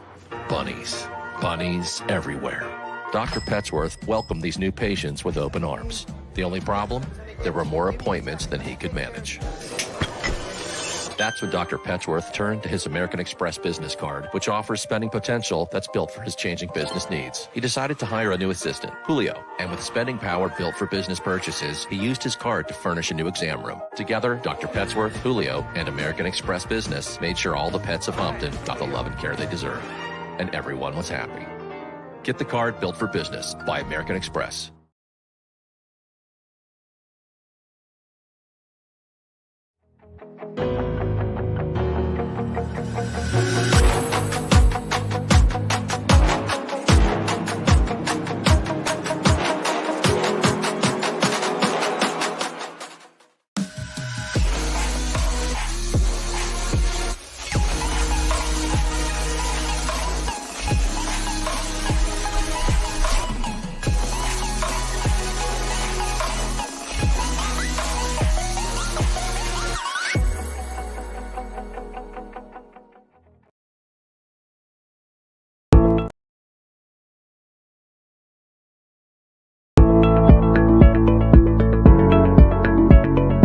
Prepare for what's coming and dominate in economic winter.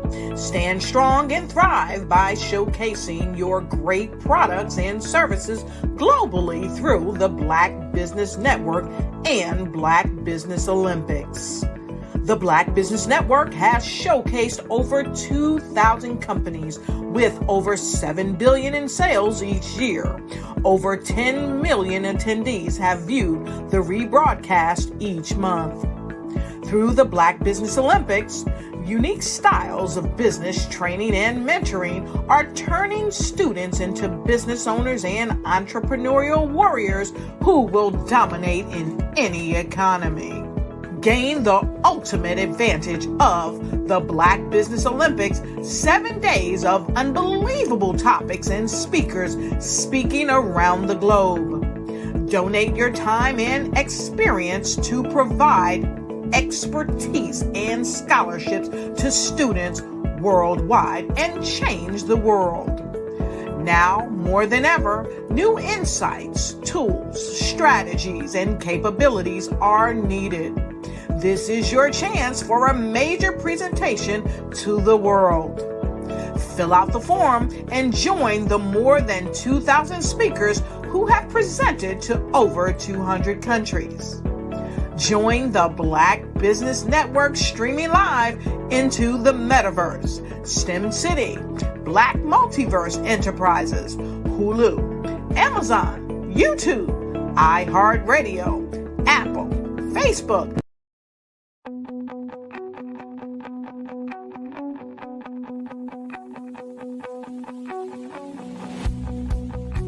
I am Black Business. From the moment I wake until the time I sleep. Yes, I am Black Business. I am Black Business. Tell me, are you Black Business? I am Black Business. Do you support Black businesses? Listen, I support Black business because I am Black business.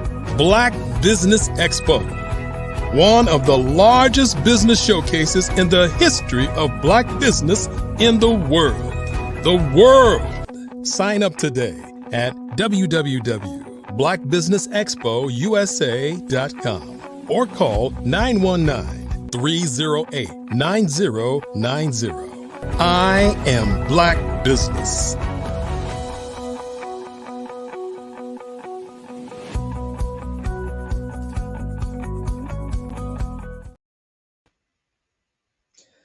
Good morning, business owners, entrepreneurs, thought leaders, and corporations.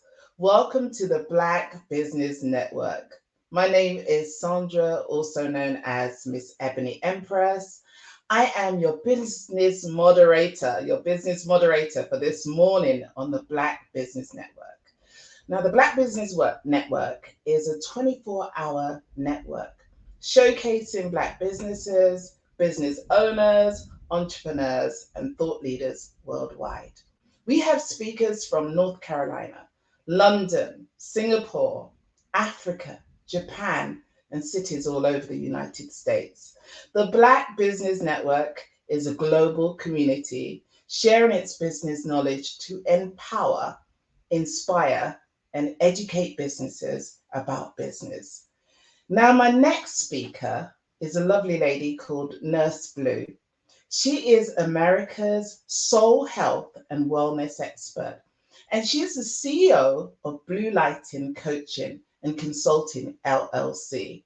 Nurse Blue specializes in soul health, which is the art and science of achieving wellness. Nurse Blue is a registered nurse with a Bachelor's of Science degree in nursing from Hampton University. She's also earned 6 highly specialized coaching certifications in life sciences. She's combined that with 20 plus years of research, training, and development in soul health.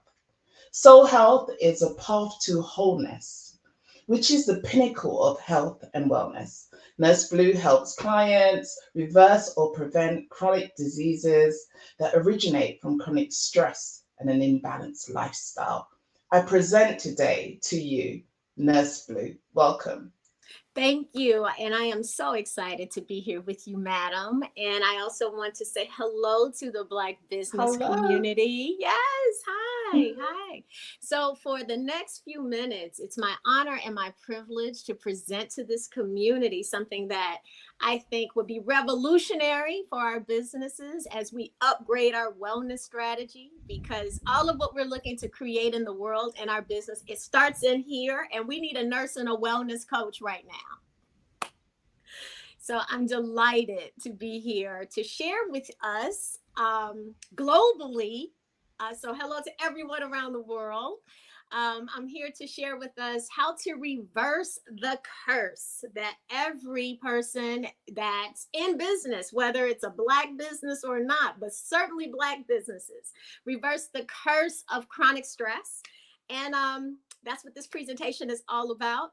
So let me jump in here right away and just share that this is a gift that I want to present to the Black business community. Why? Because I have been serving you all of my life, my entire life. First of all, let me say that I was born to a family that owned a Black business, and that Black business have served Black businesses for over 60 years. And so I grew up serving this community. So I am your community. I know the burdens and the blessings that come with it. And so it's my honor and my privilege as a professional and just someone who has been in service to you all my life. This is my honor, my privilege to share this information with you. What I'm here to do is offer you a dose of wisdom and love, and really that's wrapped in a prescription of wholeness. And excuse me, I am proud to say that it is, an honor and a privilege to introduce you to what you guys probably know for sure is one of the major killers of humanity. But not only how to introduce you to, I'm not just introduce you to you, but introduce you to a way that we can totally reverse the curse of chronic stress. And if we don't, reverse the curse of chronic stress, then it's going to be a huge problem in all business communities, particularly the Black business community. So let me just share with you a little bit more about who I am and why I'm so passionate about this. My name is Nurse Blue, and Blue stands for Build, Love, Unite, and empower people about my favorite subject, hopefully soon to be yours, soul health. I am a registered nurse. I am a soul health and wellness expert. So if you've never heard about soul health, this is our journey. I'm excited to introduce you to it and invite you, before it's all over, I'm going to be a member of your family. Okay. Really, quite frankly. I'm also a soul technician, which is really fun. You'll hear more about that. But as a health and wellness expert, I help people to learn about how musicology could be used to help in reducing chronic stress. I'm a spiritual activist. What does that mean? I fight for the best in the human spirit. And for just a few moments now, I'm going to be your live your best life coach and ascension master, because that's what we're here to do. We're here to grow our businesses. We're here to elevate. We're here to expand. But what I can share with you is that I've successfully helped thousands of people globally. Okay, so I am an internationalist. Globally, take back their lives from chronic stress, because that's the stress that leads to chronic disease. And we don't have time for that. No, we do not have time for that, right? So my purpose is clear.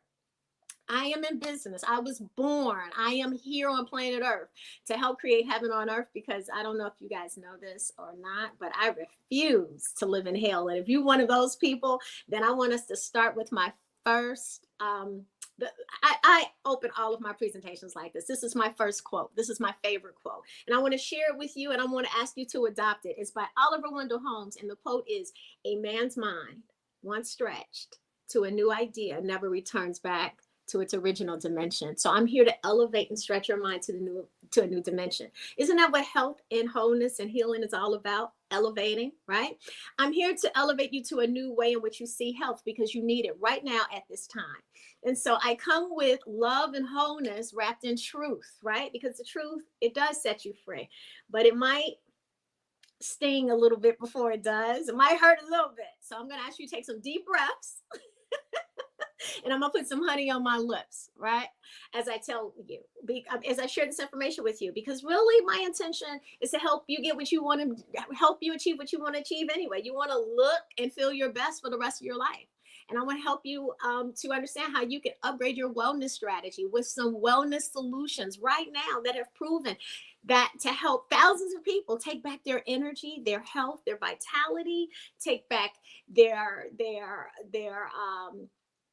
emotions and relationships and all of those things that's being held back by your chronic stress. Take back your life from disease, right? You want a higher quality of life. Chronic stress is holding on to that. Let's get rid of it. Now, if you stick around to the end of this presentation, I have a gift for you. If you're in business, it is my hope and my prayer that you understand that emotional intelligence is so much a part of this. And I have a free guide that I want to share with you. Okay. So you're going to use this guide. It's how to understand what your emotional buttons are. Those are your triggers, and how to lessen their impact, because that's going to benefit you. But here's what this is. This presentation is for everybody who is the COO of their health, for their own health in the household. Now, if you are a woman in business, and you have children, and you have a husband, and you have people in your life who you might be, looking after as they get older, that would be you, like your mom, your father. Okay, you're the CEO of their health. And for men who are in business, if you have a wife, she's probably looking over yours. So I'm going to ask you to be nice and kind to her, and do what she tells you to do, because she's invested in the betterment of your health. Okay.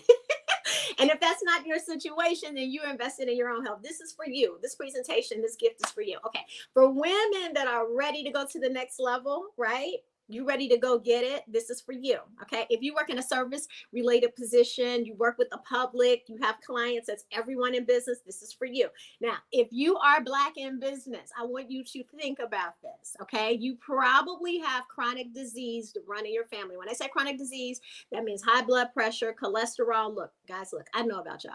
Okay. Cancer, autoimmune deficiencies, arthritis, that runs in our family. All right. That's a curse. Chronic disease is a curse, because it's what you have to live with for the rest of your life. And if it's running in your family, chronic means curse. Okay. Do you want to reverse the curse like you want it to run past you? Okay. I'm here for you. Okay. You want to run it out of your life naturally? Okay. So good. All right. So these are people who want to divorce chronic stress. You don't want to be, you're on prescription meds right now, and you really don't want to be. Okay, you want to get rid of that? Okay, yes, I have something for you. Do you want to get rid of Fat Belly Felicia? Because she comes with chronic stress. Like when you have chronic stress, it elevates your cortisol levels, and Fat Belly Felicia starts coming around. You know, look at her, like look down. If something is hanging over your pants right now, that's Fat Belly Felicia. Do not be friends with her. Y'all got to say bye Felicia for her, because she is taking away from you living your best life. All you're looking for, quite frankly, right now is a wellness solution, an effective system. Okay, I have that for you. You want some love and support. Nurse Blue is here for you, and you need a community. I got you. Okay. And also, maybe I haven't mentioned this. This is also available to a few good men. Okay. Who are willing to come along on this ride with us. Okay. So bottom line, Martin was not the only one that had a dream. Nurse Blue has a dream, right?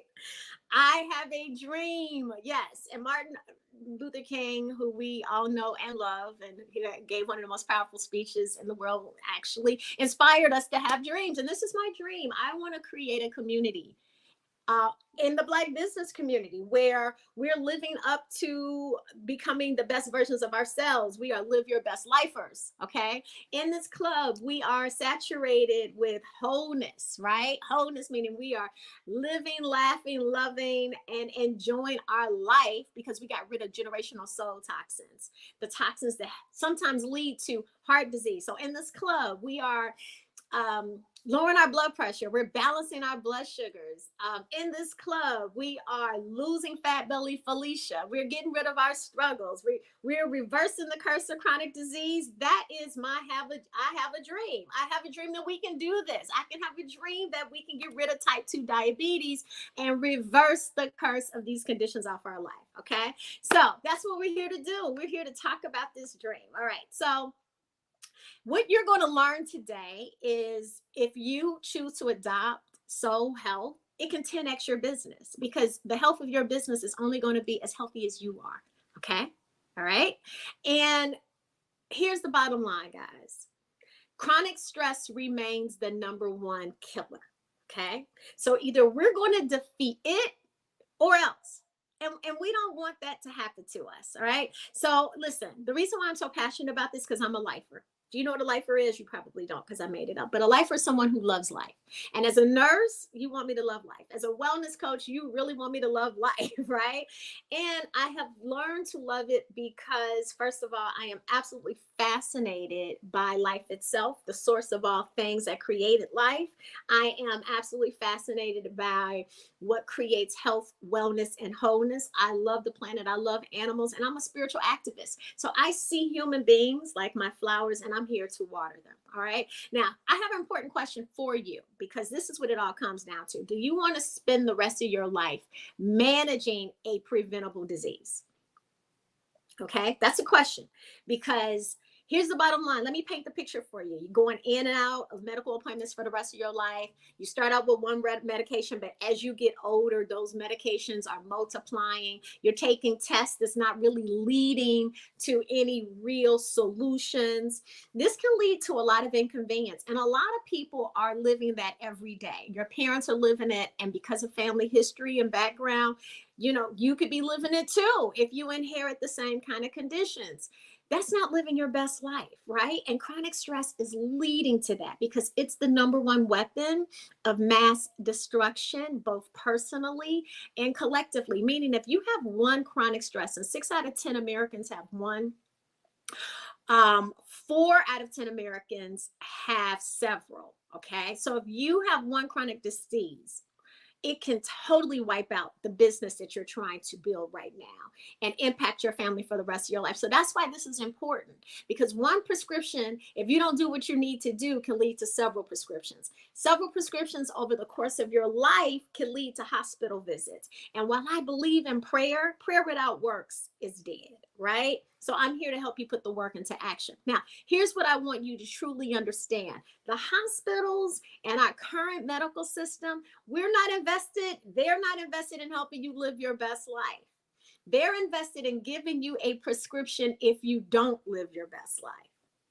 You understand that? So a lot of us are frustrated by the current healthcare system. I don't work in the healthcare system. I work in soul health. But you have to understand, here's what else is happening. The system of health is changing. I mean, the New York Times this year published an article on February 18th of this year, letting us know that hundreds of thousands of doctors are walking away from the profession. Where's that going to leave you? Have you heard of the nursing shortages that we're experiencing globally? Guys, hospitals are the third leading cause of death. Do you really want to end up in a hospital right now? With the nursing shortages, the mass retirement, COVID burnt out the industry. It burned us all out. There's a lot of fraudulent schools. So that means there are people with certificates, but have not been trained. Okay.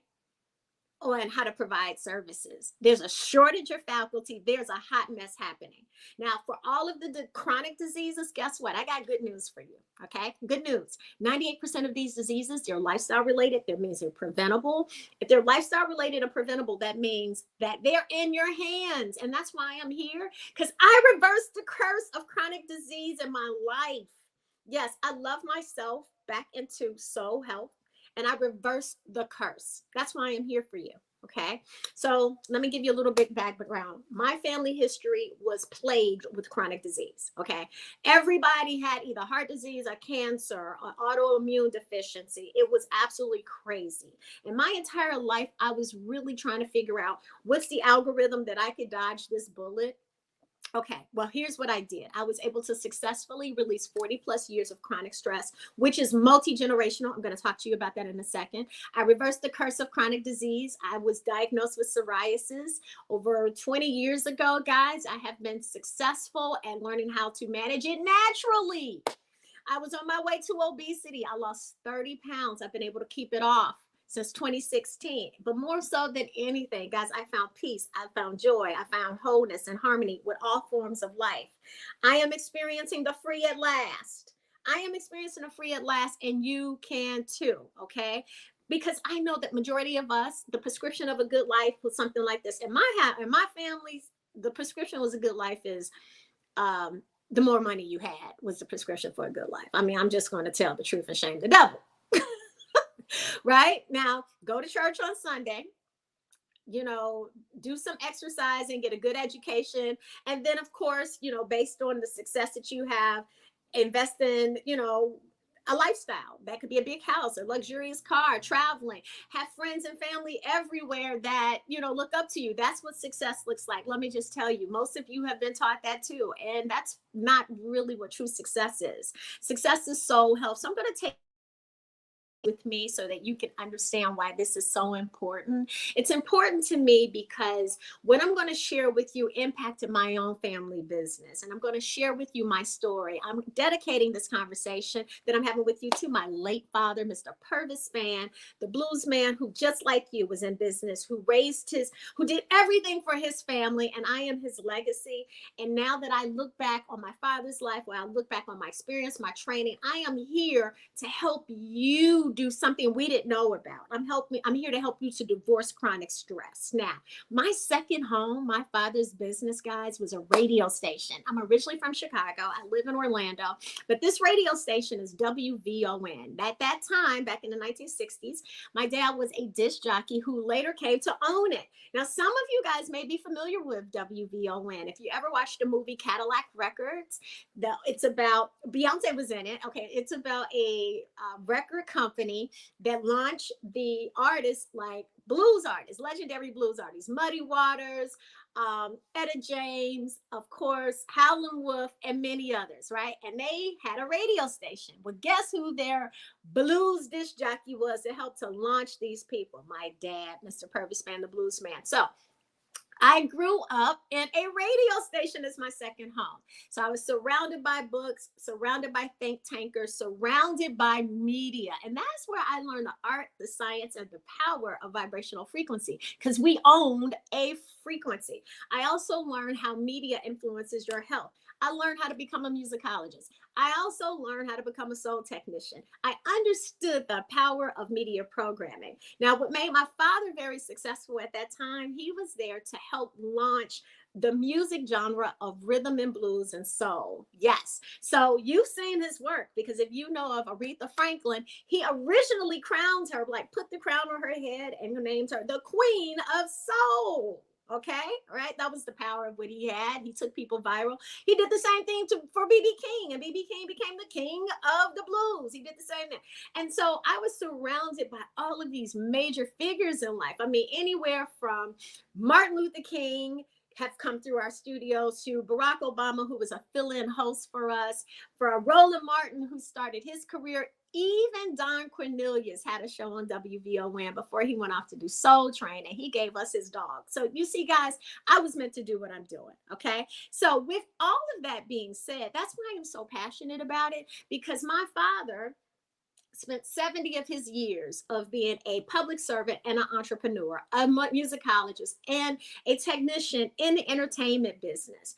He also, guys, he served his country. He was a veteran. He was in the music and blues and broadcast hall of fame. He was a boxer, an athlete. This man never drank. He never used he never drank alcohol. I'm speaking of no alcohol wine. He didn't even know the taste of alcohol. He never used any substances, any drugs. He never, that wasn't his life. And he walked 3 to 5 miles a day. Now, why am I telling you this? Because would it make sense that this man who lived somewhat of a very healthy lifestyle, guys, suffered the complications of heart disease? My father had high cholesterol. He had high blood pressure. My father suffered the complications of dementia and Alzheimer's to a point, guys. Oh, and also prostate cancer.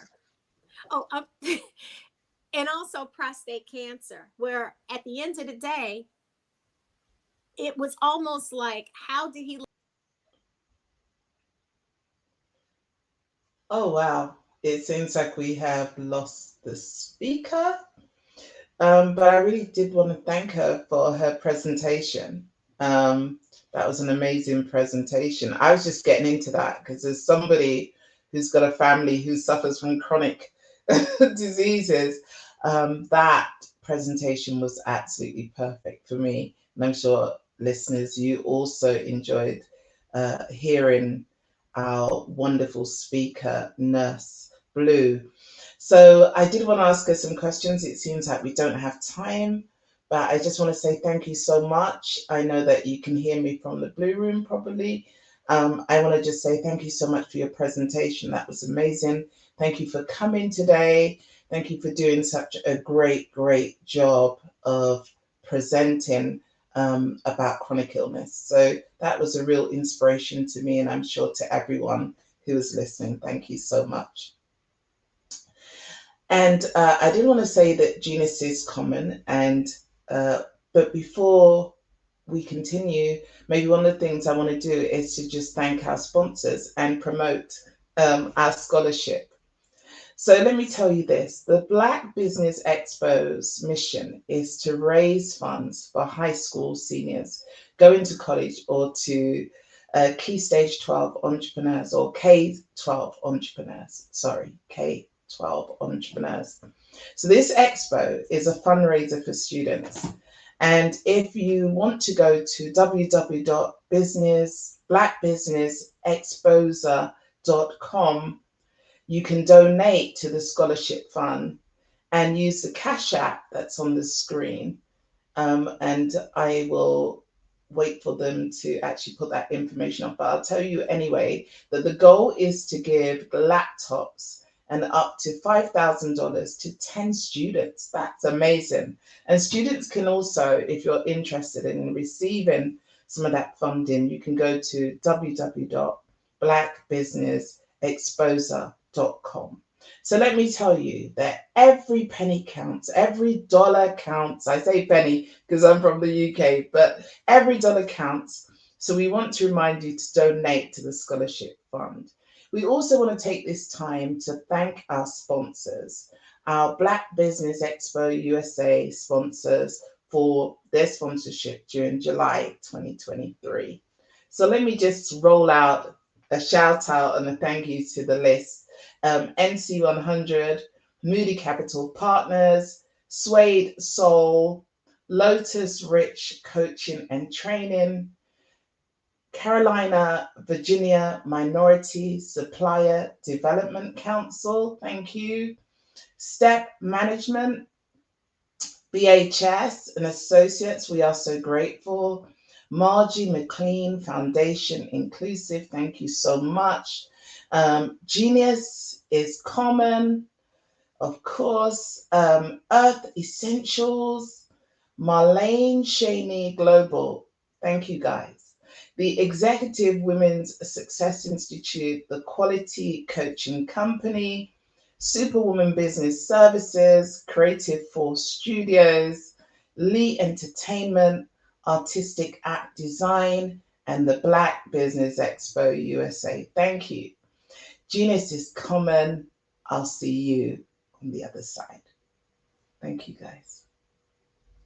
I'm Ramon Gray, founder of Smart Hustle Magazine and smallbiztechnology.com.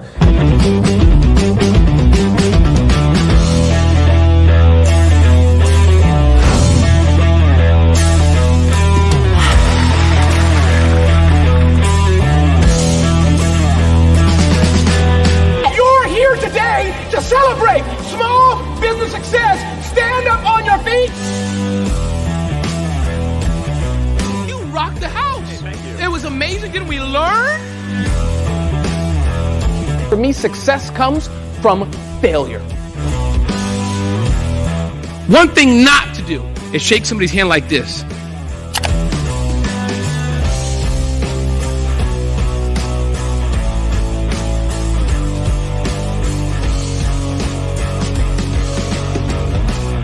I'd like you to imagine with me, if you will, opening an app where you can collaborate with like-minded individuals from around the world, get inspiration and in-app tools to launch and grow your business, as well as share your knowledge and earn compensation, all in one app. Well, the name of that app is Truso, short for Truly Social. Hi, I'm Matthew Newman, the founder and CEO of Truso. A new concept in social media, Truso is designed from the ground up to be a platform that's both social and empowering for all its users. How exactly do we do that?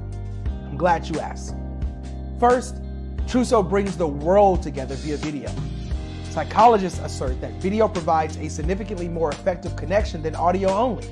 When you enter a community on Truso, you're face to face. Second, on Truso, you don't have to have 1 million followers to monetize. Our business model allows all hosts and moderators to monetize, no matter the size of your following, by 1, producing fee-based content, and 2, inviting others to join the platform as subscribers. Even more, Truso has an in-app resource library with over 100 free resources, forms, and documents to help you build your brand and grow your business. Third, Truso is inclusive. The deaf and hard of hearing communities make up 360 million people worldwide. Unlike audio-only apps, Truso embraces its community, providing a networking platform that allows them to participate via video and closed captioning. We even have a deaf and hard of hearing foundation in the works as well. Fourth, Truso is both social and safe. We refer to Truso as a virtual extension of the beauty shop, barbershop, and brainchild of the community. A place where there's laughter, along with wisdom, growth-oriented conversation, and genuine connections in a safe space. Truso even has proprietary security to ensure we maintain a safe environment for everyone. Where are we at now? Truso is live, y'all. We've launched in beta and we're acquiring users daily. We have an incredible development and marketing team, plus amazing celebrity influencers at the table, helping us spread the word around the globe, beginning within the African diaspora, and beyond by creating a safe space for growth, connection, and collaboration. We're truly excited about Truso. We've created something special for which there is a global market. And we invite you to embark on this journey with us as a shareholder. The future for Truso is truly bright. Join us and let's go there together.